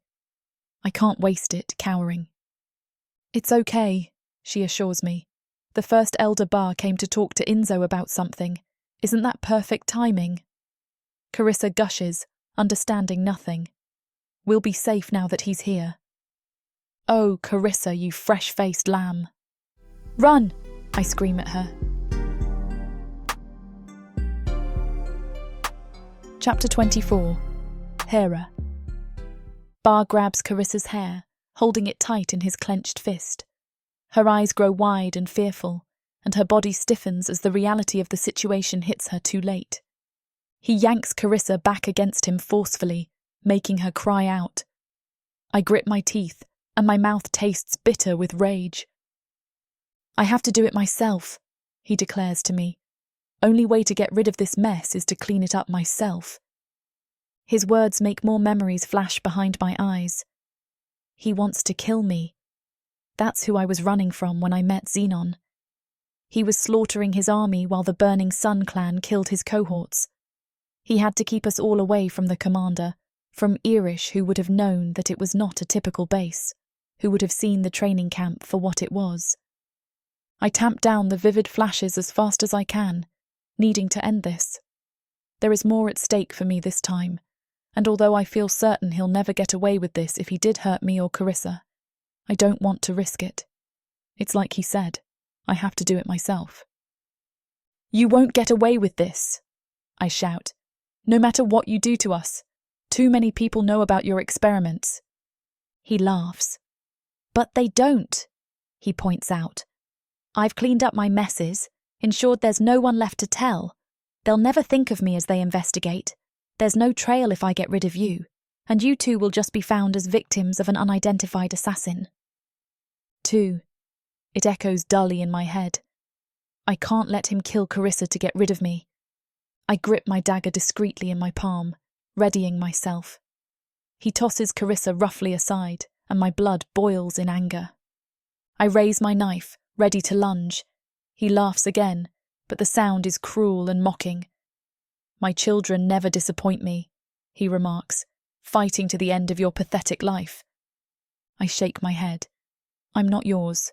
Not yours or Ndar's, I correct him. I leap forward to strike, but he dodges me quickly. My dagger chases him, but he evades me every time. For now he doesn't even try to attack in response. He simply weaves around, avoiding my maneuvers. It surprises me that he's so fast. He should be at a disadvantage with his age. He should be eager to disarm me as soon as possible, unable to outrun me for long. I never expected him to sit on the defensive like this. Normally he looks so tired, like I could wear him down quickly. My judgment was wrong, and it may cost me everything. He's stronger and more dangerous than I ever expected. Other orcs are there, just watching us. It doesn't help that this distracts me, and I keep glancing over at Carissa to make sure she's safe. I don't want one of them to hurt her, while I'm busy with Bar. But so far they haven't even touched her. They're watching us, and I know that if I ever did get the upper hand, they'd jump in. I'd be outnumbered. But for now it doesn't even matter. They just watch because it's clear that I'm losing. My face must give away my surprise and disbelief, and Bar smirks at me. Tougher than you thought? He asks. He flexes proudly. I have a secret weapon, you know, the blood of the youngest, most talented orcs. What? I gasp. Oh, it's wonderful stuff, he reassures me. Addictive, really, and it keeps me full of life. He laughs to himself. Literally, full of their life. He's very amused by his joke. It doesn't seem to even register how depraved that is. He says it like it's a perfectly normal thing, and he's simply the first person to think of it. It's too much, I say, staring at him in disgust. Even for you, that's too cruel. You've sank so low you can't even see the rest of us from down there. He stops laughing, and his eyes turn cold. Suddenly his hand reaches out unexpectedly, punching me hard in the stomach. I fall to my knees. He kicks me in the side, which sends me sliding across the floor on my back. I can't get back on my feet in time. He takes a knife from one of the orcs and holds it over me, ready to strike. Just when I think that this is about to be my end, an arrow flies between us suddenly, striking Bar in the shoulder. He curses but backs away from me to pull out the offending item. I look across the space to find Zenon, holding a crossbow, more guards behind him to subdue Bar's orcs. As much as I like Zenon, I have never been so excited to see him before. He puts the bow down at his side, rushing toward me. "Are you all right?" he asks worriedly, checking me over with his free hand. "I'm fine now," I assure him, and he reaches out to help me to my feet. He pulls me up to standing. Then, still holding my hand, our eyes lock. He nods, and I nod back. Even without words, we know what the other is thinking. He drops my hand, and we turn to Bar at the same time. Zenon kicks out, knocking him off balance. I lunge forward, my blade reaching out. Bar manages to twist himself to the side, dodging most of the blow, but I do slice the side of his arm neatly.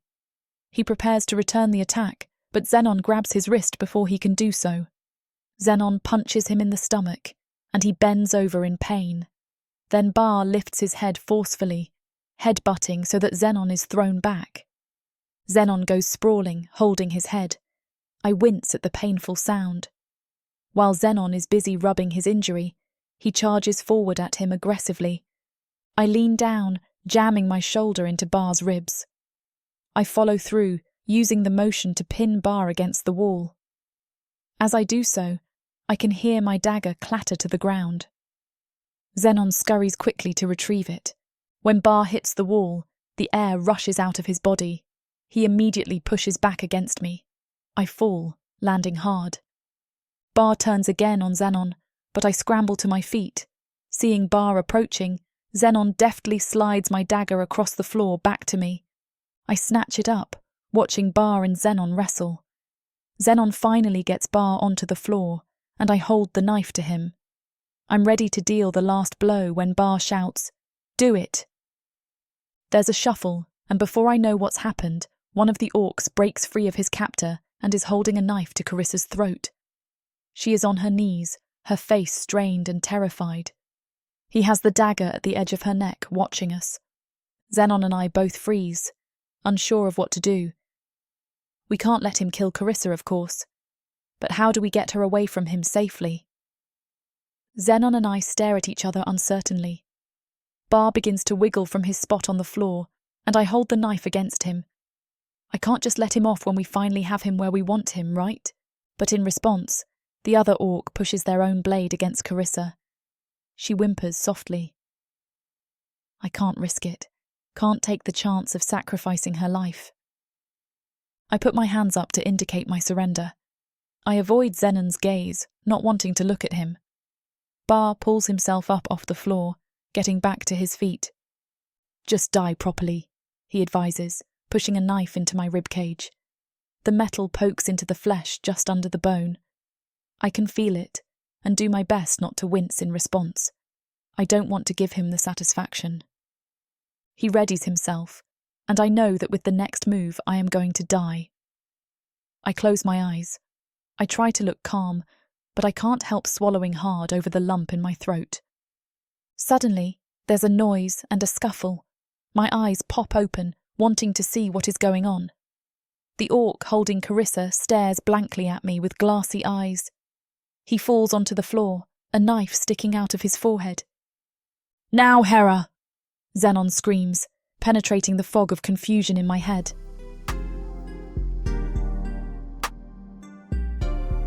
Chapter 25. Zenon! Now, Hera! I scream. I reach out, grabbing her arms. She grips my forearms tight in response, holding on. I swing her in an arc toward Bar, and she tenses her leg muscles. She connects in a solid hit, striking him hard. One leg knocks him across the head, and the other lands squarely in the ribs. Both hits make a satisfying crack, and he drops to the floor with a heavy thud. I set her back on the floor. "Is he dead?" she asks me, peering at his lifeless form. "I hope not," I admit, though I'm not sure either. We need to keep him alive so we can get information on the others involved. This is clearly an elaborate chain with several facilities, not to mention who knows how many actors. We can't just kill off our best source. From across the room where he fell, we hear his evil laugh. Hera grabs my arm and we rush over together. There's a capsule in his mouth, I realize too late. I see it shimmering between his teeth, sticking out from the edge of his lips. I pick up the pace, running over. The importance of this moment is not lost on me, and there's no doubt that I have to stop him from finishing the act. Falling to my knees, I reach forward to sweep it out of his mouth, but I can't get there in time. He bites down, swallowing the contents of the pill. He holds my gaze as he does so, as if it's his way of getting the last word in. The reaction is almost instant. His muscles twitch and spasm erratically. His head rolls back, and his eyes start to flutter. A white foam drips from his mouth, and his body stiffens as a gurgling noise comes from the back of his throat. In seconds, his eyes glaze over, and his body goes still. A shocked silence fills the room as we stare at the body on the floor. It's finally broken by Hera. "What the hell?" Hera says, sounding frustrated. "Suicide? Seriously?" In the confusion, I realize that Enzo has somehow appeared and is gently caring for Carissa. Slowly, my brain begins to process that he must have been the one who stabbed the guard. I don't know how he snuck in, but I'm glad that he did. I'll never admit it, but we wouldn't have been able to finish Bar or save Carissa without him. Things were looking awfully grim until he made his appearance. Once Enzo is satisfied that Carissa is okay, he hurries over to Hera. Stepping over Bar's body, he curses under his breath. Ignoring me completely, he wraps Hera in a consoling hug. She begins to murmur against his shoulder, trying to fill him in. She explains how she remembers everything now. She tells him that there are others still out there, more accomplices that we need to track down that Bar thought were dead. She'd been helping them escape, trying to save anyone she could from their awful fate. He just pats her back, trying to assure her that we'll figure it out, that we'll handle it together. For once, I agree with him. I'll do whatever it takes for Hera, anything she wants or needs from me. Not only do we need to protect the innocent who are being exploited in this sick and evil way, but I want her to be able to someday put this behind her and have the justice she deserves. It doesn't take long for everyone to begin to filter in. Word spread quickly that something was wrong, and we all rushed here as fast as we could. It doesn't take long before it feels like the room is packed, and there's a million things happening at once. Soon the place descends into chaos. Hera is swept up in it, answering questions, taking notes, and helping try to glean whatever information they can from Bar's remaining guards. I just follow behind her, silently watching. After everything that she's been through, she's a truly amazing woman. She's so thorough, so focused and determined. She doesn't take no for an answer, doesn't let any setback get her down, and from now on I'm going to follow her example. No isn't an option for me anymore. I like her. No, damn it, I love her. There's no denying it anymore, no use in trying to hide it. She's courageous, fierce, and yet somehow still kind. I've never met anyone so enticing. I love her, and I will fight for her love. I will do whatever it takes to prove that I deserve her. I used to think that my position in the Shades meant that I would never have love or a family. I felt that it was necessary to commit to my mission, and that was my only purpose. The closest I would ever come to unconditional love was my willingness to sacrifice for the good of Loki and the clan. I could never imagine anything different, anyway. It was what my training dictated, and the way that it had always been. I couldn't picture how love would draw me in, how I would get a taste of it, and be unable to imagine my life without it ever again. I thought I'd be okay with things the way that they were. But now I know that just isn't enough.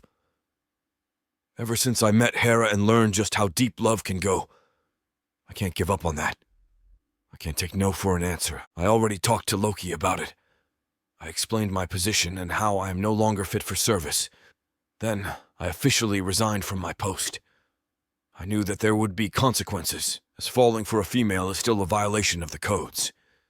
The expectation that mating would be only for producing a son to take my place still remains.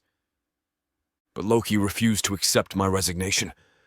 Instead, he said that if my actions went against the code, maybe the problem was the codes. I was dubious at first. Could this really be a good idea? Was he just trying to protect me? After all, we followed these codes forever. Since I don't even know when. They're a supporting tenet of our clan. However, as Loki pointed out, maybe that's why they're wrong. They were written by orcs all the way back on Protheca. Times have changed, and the codes must change too. Hell, they weren't even written for this planet, as Loki wryly noted. In any case, the end result is the same. I don't have to sacrifice my life's work to keep my life's partner. I watch Hera as she works. A slight smile on my face. I can't help but notice how beautiful she is. And I can't stop thinking of all the possibilities that lie ahead for us. For the first time, it really feels like the world is open to me, like anything can happen. I'm so lost in thought that I don't even hear her at first. Zenon, she says, interrupting my thoughts. I jump, startling. What? I reply. She smirks at me. I see you watching me, she teases. You miss me so much you can't take your eyes off me, huh? I grin shyly, but for once I'm actually relieved that I don't have to hide it anymore. As a matter of fact, I begin. I do. She raises an eyebrow, trying to decide if I'm serious. But I know that my face must reflect all of the love I feel for her. It's so intense that it beams out of me, my eyes practically radiating. Studying me, she softens. Her eyebrow comes down. She crosses to come stand beside me. Her lips curve into a gentle smile, and to my surprise, she wraps her arms lightly around my neck. Rising up onto her tiptoes, she kisses me deeply. I decide for the first time in my life not to hold back, and I pull her tighter against me, soaking her in. Just one of the many amazing possibilities ahead of us now, I think, kissing her back. Chapter 26. Xenon. Holding hands, we sneak quietly out of Enzo's house. There's so much noise and confusion, and we're suddenly overwhelmed by the need to be together. Alone. So we just leave. Old, duty-driven Zenon would have never even considered it. But today, it's not even a second thought. It's not like I have anything to offer them right now, but I do think that perhaps I have a lot to offer Hera. At least, I like to hope. We emerge from the house. It's hard to put into words, but the world feels different all of a sudden. I feel different. This is the first time that it feels like Hera could be mine, and everything has changed. My priorities have shifted, and it feels right. We walk together back to my home. As eager as we are to get there, I'm also enjoying this moment. I've missed her so much. I don't want to rush. I want to savor it. I want to make it last forever. I glance over at her with a smile. She seems lighter somehow, her face relaxed and carefree. Hera has suffered through so much, and the joy on her face warms me. In that moment, I resolve that I will do whatever it takes to preserve that happiness. What? She asks me, looking amused. What? I echo in confusion. You keep staring at me, she comments lightly. What is it? I shrug my shoulders. You're beautiful. I enjoy looking at you. She flushes a bright red at the compliment. That's even better, I note out loud, appreciating the way that the blush highlights her cheeks. We arrive at my door. I don't open it right away. Instead, I pull her to me in a tender embrace. I'm not much with words. I prefer to talk with my actions. I want to show her, not tell her, how much I love her. I feel her smile against my chest, and my heart flutters. I take a step back, tugging on a lock of her hair gently. I've missed you so much, I admit, my emotions crashing through me as the adrenaline starts to fade. I missed you too, she responds with no hesitation. She draws closer to me and I smile. She laughs nervously, the tension between us rising. It's a melodic, lilting sound. It's not the first time she's laughed, but like everything else, it's different now. This one is for me. How much? I whisper, coming closer. I cup her face in my hands. I want to show you, she murmurs. Sorry for the interruption. I know you were gearing up for a steamy scene. but it's way too hot for this platform. If we want to keep sharing our stories for free, we have to abide by this platform's guidelines. To get the full unabridged audiobook, go to worldsofprotheka.com. Browse through unabridged audiobooks, countless ebooks and bundles offered at a discount. If the thought of me whispering all the dirty details into your ear isn't enticing enough, use discount code YouTube30 to get 30% off of all digital products. Story after story, audiobook after audiobook, the worlds of Protheka are waiting for you. Protheka's magic is eternal. But unabridged, it's unforgettable.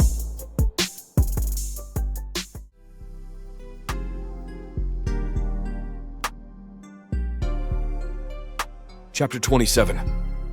Zenon. When I wake up the next morning, I turn to cuddle Hera. I want her in my arms every spare second that I can. Maybe it's my way of making up for all the time I lost, trying to ignore her importance in my life. But she's not there. My arms reach out and find only air. I open my eyes curiously, looking around. Where did she go? I wonder to myself. With Hera, there's really no telling. She could be up to anything. To be frank, it's a big part of her appeal.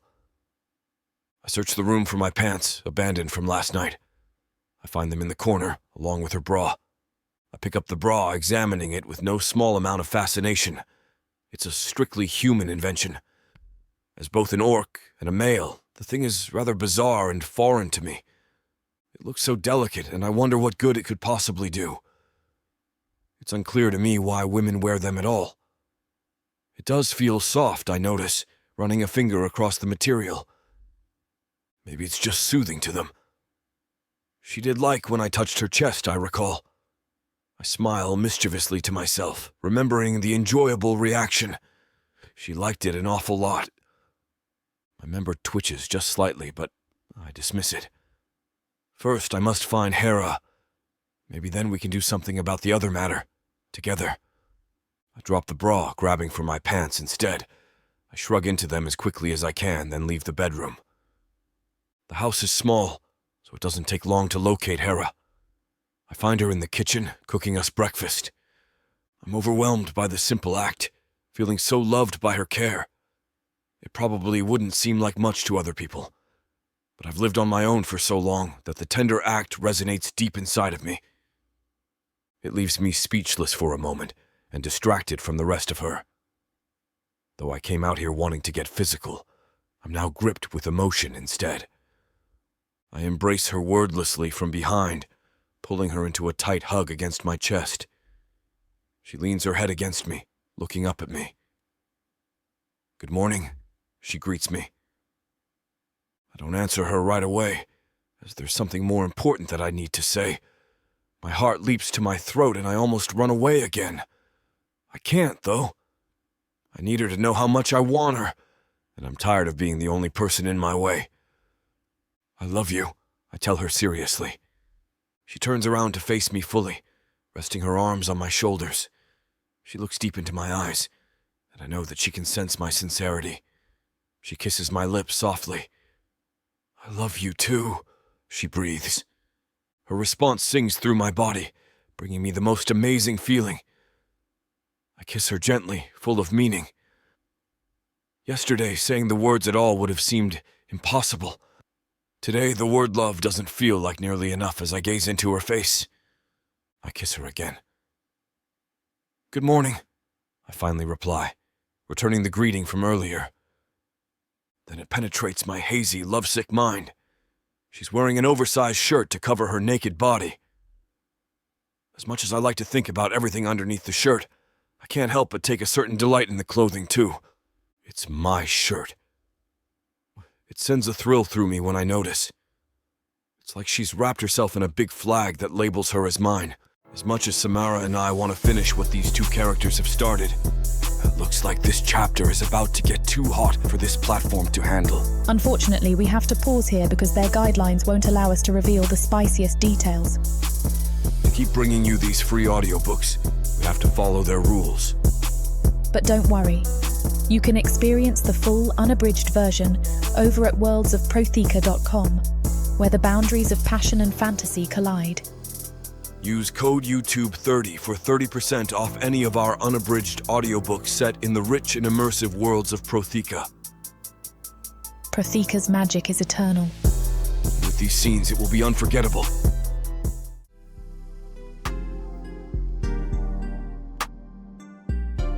Chapter 28. Hera. Please be good, I whisper under my breath to Zenon. He pinches his lips together, trying not to grimace, but finally he nods his agreement. Things have been going so well between us these last 2 weeks. So well that when Enzo invited us over for dinner, I foolishly thought, what can go wrong? It turns out the answer to that question is always everything. Yes, eventually I want my boyfriend and my recently discovered half-brother to have a relationship. But maybe this was a bit premature.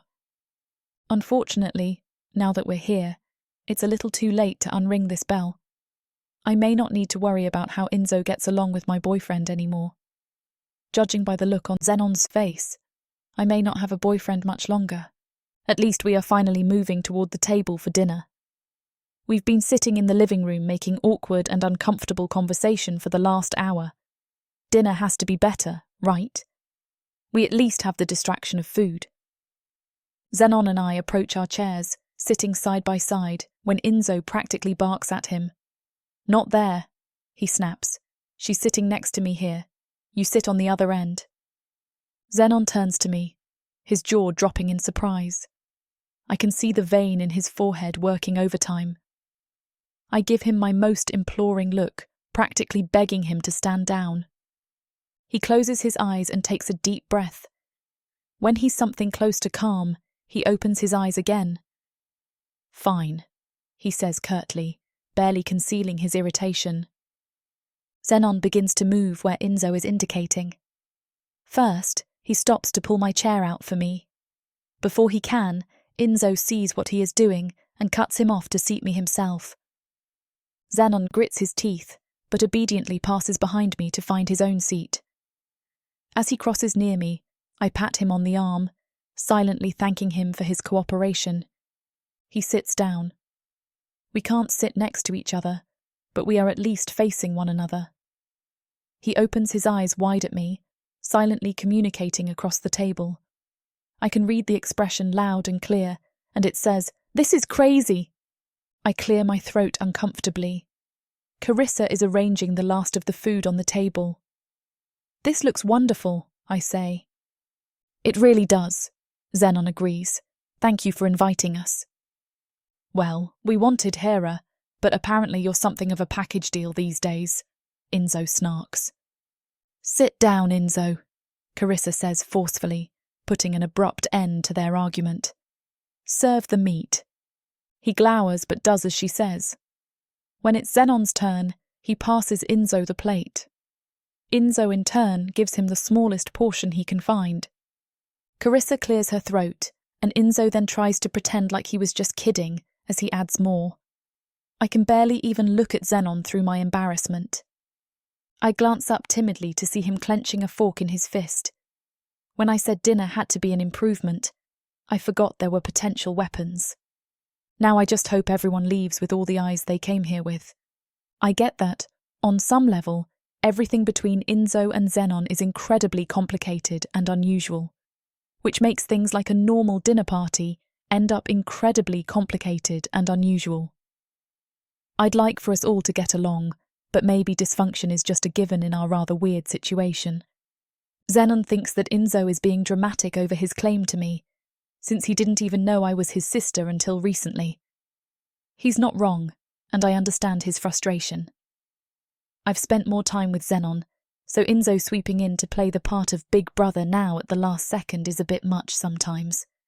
But even if Enzo's over the top, he feels like he needs to be, for that very reason.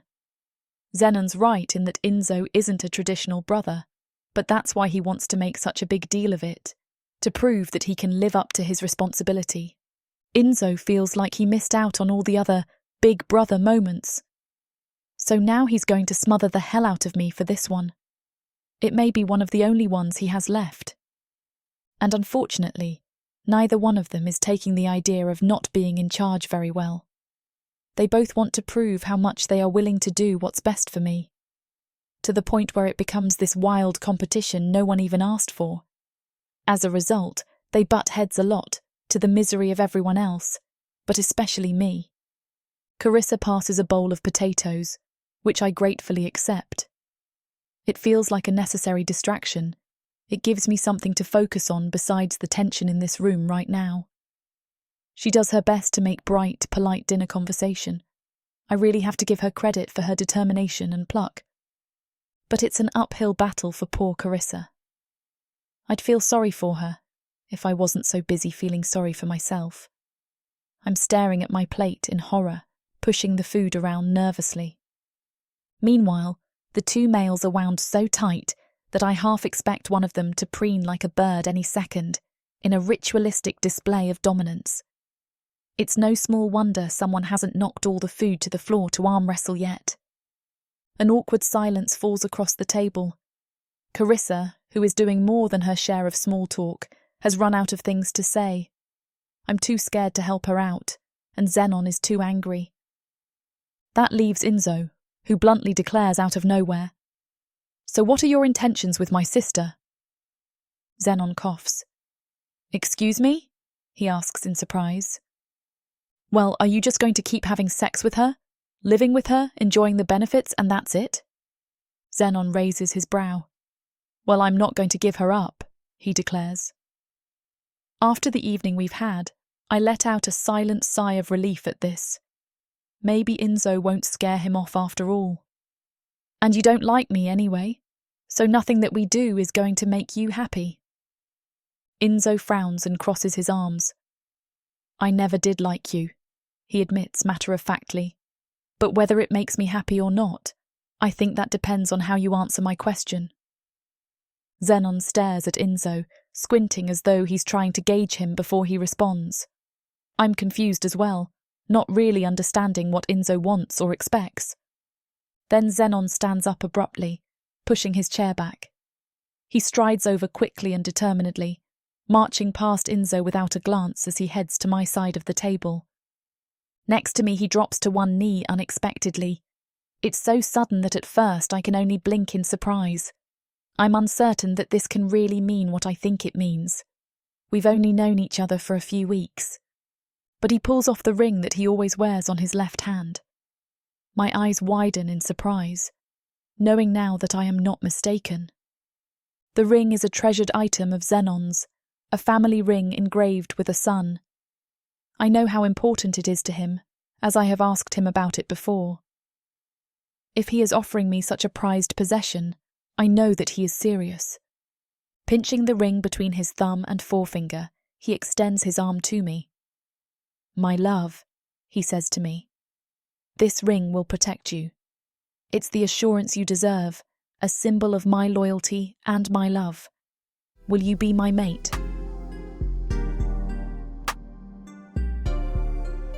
Chapter 29. Zenon. There have been a few mating ceremonies recently.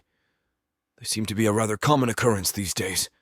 I never would have guessed while I was sitting in the audience that mine would soon be on that list. But life is full of surprises. Today, here we are. At my own mating ceremony, a day I had been raised to believe would never come. Hera and I are both rather quiet, private people. So another surprise to us is that our mating ceremony is so full of guests. If you had asked me, I never would have thought I'd ever be associated with a large party like this. It's not exactly something I'm familiar with. I'm not used to social events, but I'm just so proud and happy that I've finally found my mate. I want to enjoy all the traditions and customs, and I want everyone possible to be here to see it. Something feels a bit lighter about the clan these days, too. We've seen some tumultuous times, and they're not over yet. But it feels like we're closer than ever to finally settling the distrust that has plagued our clan. Like this is the beginning of being able to put most of our strife behind us. I think that's why so many people show up for the ceremony in the plaza. They're here to celebrate Hera and I, obviously. But on some level, it's also an opportunity to celebrate the bonds of the Burning Sun clan. We may not always get along, but we're in this together. As Bashag begins the ritual, I look over at Hera. She's radiant, as always. She chose to wear a more traditional orc garb, and Camille helped do her hair. I know she felt a bit uncomfortable. She wasn't exactly raised in a traditional home. As a little girl who spent a lot of time dreaming of her mating ceremony, she didn't know what to say when the human girls asked how she wanted to dress, or look, or what hair she should wear. I wasn't aware that this was something human women have a lot of experience with. They had a whole list of questions, and a lot of them Hera had never thought of. Some of the questions they asked she didn't even understand. But in any case, she looks beautiful now. They walked her through the process and were careful to not make her feel insecure.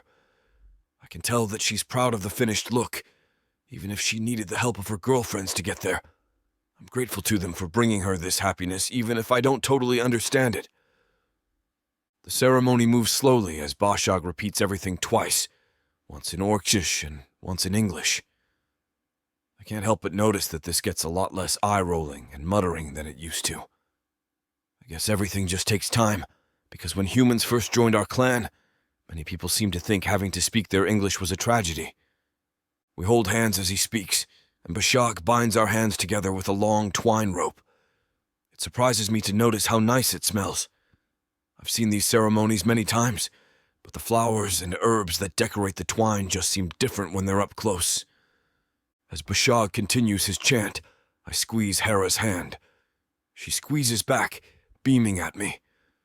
I think we both have a similar need to focus on each other, trying to ignore the crowd that neither of us is quite comfortable with. A long silence fills the room as Bashog waits silently for a sign of disapproval from the war god. None comes, though I never noticed before how awkwardly loud the sound of silence is. Much like the binding rope, it just feels different when you're the one up front and center. Hera and I keep glancing at each other, offering our silent support to each other. Next, it's time for the blessings. Finally comes the salt circle. Bashog declares that our bond has been blessed by the war god and leaves us in the circle. It's been such a crazy day that I enjoy the brief moment of privacy we have in the circle. We still, of course, have an audience, and our hands are tied together with rope, but we still take the chance to just check in with each other, whispering sweet nothings before we must continue with the reception. "You look beautiful," I tell her, tucking a lock of her hair back awkwardly with my wrist pulling at hers. "Thank you," she says, flushing. "I can't believe all these people came. I didn't even know I knew this many people here." I smile down at her. "They're here because word got around that I snagged the prettiest girl on base. Everyone had to see it for themselves." She laughs, squeezing my hands. Just then, Bashog interrupts us to cut off the twine. We step out of the salt circle while he separates our joined arms.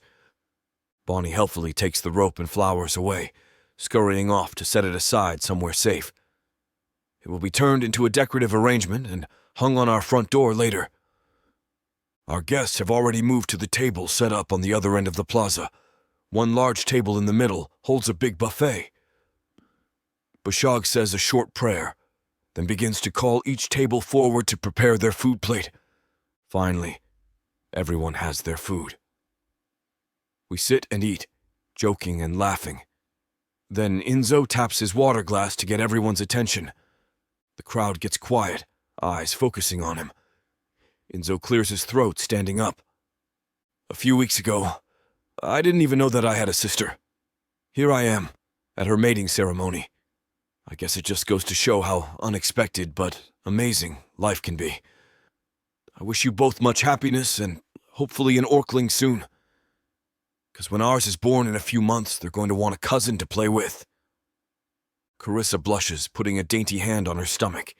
It takes everyone a minute to process the meaning of what he has said, but the crowd soon begins to murmur amongst themselves as it sinks in. "Congratulations!" Hera practically squeals. "I'm going to be an aunt," she exclaims. "A few weeks ago I had no family. Now I have a mate and a brother, and soon I'll be an aunt." Her eyes mist over, and I squeeze her arm supportively. "We've already decided on the name, whether it's a girl or a boy. We're going to name them for the mysterious cloaked figure who saved us when Forrest was nearly kidnapped. I say nothing but squeeze Hera's arm again. I've noticed how tense she's gone, and I remember when she told me of being part of the group trying to steal Forrest. She must have been the one in the cloak, the one to save her brother and the child. We're going to name the baby Clokey, Enzo concludes. Everyone falls silent, even quieter than they were during the intentional silence during the ceremony. Clokey is the stupidest name ever for a child. I grimace, wondering if he's kidding. I hope he's kidding. Hera clearly isn't going to take any chances. She stands up, facing him. Don't name your child Clokey, she instructs, wrinkling her nose. How can you do that to a poor, helpless baby? But, Enzo begins. She cuts him off with a shake of her head. It was me, okay? She confesses. I was the one in the cloak. There's another sudden silence, so thick you could cut it. It's interrupted by thunderous applause. I beam at my mate in pride. She's truly incredible. And now everyone is here to see just how amazing she is. Everyone looks at her with awe. Even the male orcs seem impressed by her strength and fearlessness. I stand up as well, wrapping my hands around her waist. Pulling her tightly to me, I kiss her meaningfully as another round of applause breaks out. Chapter 30. Hera. Are you ready for tonight? Camille whispers, straightening my hair for me. Ready for what? I ask, confused. Zenon and I have slept together before, I reply bluntly. We've been living together for a while now, and I thought that should have been obvious sooner or later. Camille has always been a bit innocent, however. She stares at me in disbelief, then glances around at the crowd. There are still a lot of guests here, celebrating the mating ceremony between me and Zenon. The reception has started to clear out as the guests begin to move towards their homes. But there's still a significant number of witnesses, laughing and chatting. But it's your mating ceremony night, she insists. So? I reply, genuinely not understanding her point. She shakes her head. Then she seems to study my face, as though she suspects I'm teasing her. I'm really not. I've never been able to fit in with the other girls here, whether orc or human. I don't understand what she's trying to say, even though the look on her face makes it obvious she doesn't see why. It's an important night, she finally explains. Even if it's not your first time, he'll remember it for the rest of your lives. So will you. She winks at me. I swallow hard, suddenly nervous. I had been stressed about the ceremony and reception, knowing that they were important in an overwhelming sort of way. When you're unfamiliar with these sorts of ordinary customs, it's hard to live up to all the unspoken expectations. I know that I love Zenon. That was never the question. I just wasn't sure exactly how that fit in with all of these orc traditions that I didn't grow up with. But here was one that I never saw coming. I hadn't even had time to ask questions or prepare myself for it. Sure, I know about sex. It wasn't like tonight was going to be my first time with Zenon. Though we had been each other's first, that landmark was crossed well before tonight. But now, as Camille stares at me with knowing eyes, I know tonight is just as crucial in its own way. Well, damn, what do I do now, I wonder. She finishes grooming me, fixing my hair and wardrobe, then sends me back into the reception. I'm distracted now, worried about what looms ahead. I do my best to be a good hostess, to make conversation and entertain our guests. But my mind feels fuzzy and struggles to focus. When it's finally time for us to leave, Bonnie and Mary escort us home. They help carry keepsakes and decorations from the ceremony. When we arrive, Bonnie hangs our binding twine to the door. Then, giggling, Mary drags her away. Have fun, you too, she calls over her shoulder. Good luck, Bonnie adds, giggling as well. Zenon just rolls his eyes. But all I can think is, I need all the luck I can get. He opens the door, taking my hand to lead me inside. Do you need anything? He offers. A drink, perhaps? I laugh nervously, shaking my head. After everything this evening, I think I'd burst. He studies me seriously for a moment, which only increases my discomfort. Finally, he asks quietly, "Hera, are you okay?" I sigh. Zenon knows me too well. "I'm just a bit anxious," I admit. "I don't know how our first night as mates is supposed to go. I don't want to disappoint you." He lets out a sigh of relief. "Is that all?" Then he pulls me into his arms, embracing me. "Hera, you could never disappoint me," he reassures me. He steps back just enough to look me in the eye. "The only thing I want tonight is you," he continues, one hand stroking my hair. "Whatever that means, whatever that looks like. As long as you're there, that's enough for me." Overwhelmed, I hug him tightly. A few tears leak out from my eyes, and I wipe them away quickly. "How did I get so lucky to find you?" I mutter. He bends down, kissing the top of my head. "Sometimes I wonder if we both weren't long overdue for a stroke of luck," he admits. "Mine finally showed up when it interrupted my bath." I can't help but giggle, the sound muffled against his chest. "Now, about our first night as mates," he begins teasingly. He leans over again, kissing my neck, and I shiver. "Yes?" I reply playfully. "I thought you just said all you wanted was me to be there." He moves his head over, paying attention to the other side of my neck. I can feel my pulse begin to race with excitement. In a husky voice, he replies, "Well, that's true. But since you are here, there's some things I wouldn't mind doing with you." I can feel a mischievous grin spread across my face. "Like what?" I coax him. "Like this," he whispers, and his lips crash against mine.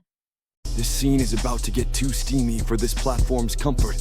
And as much as we'd love to keep going, their guidelines say we need to stop here.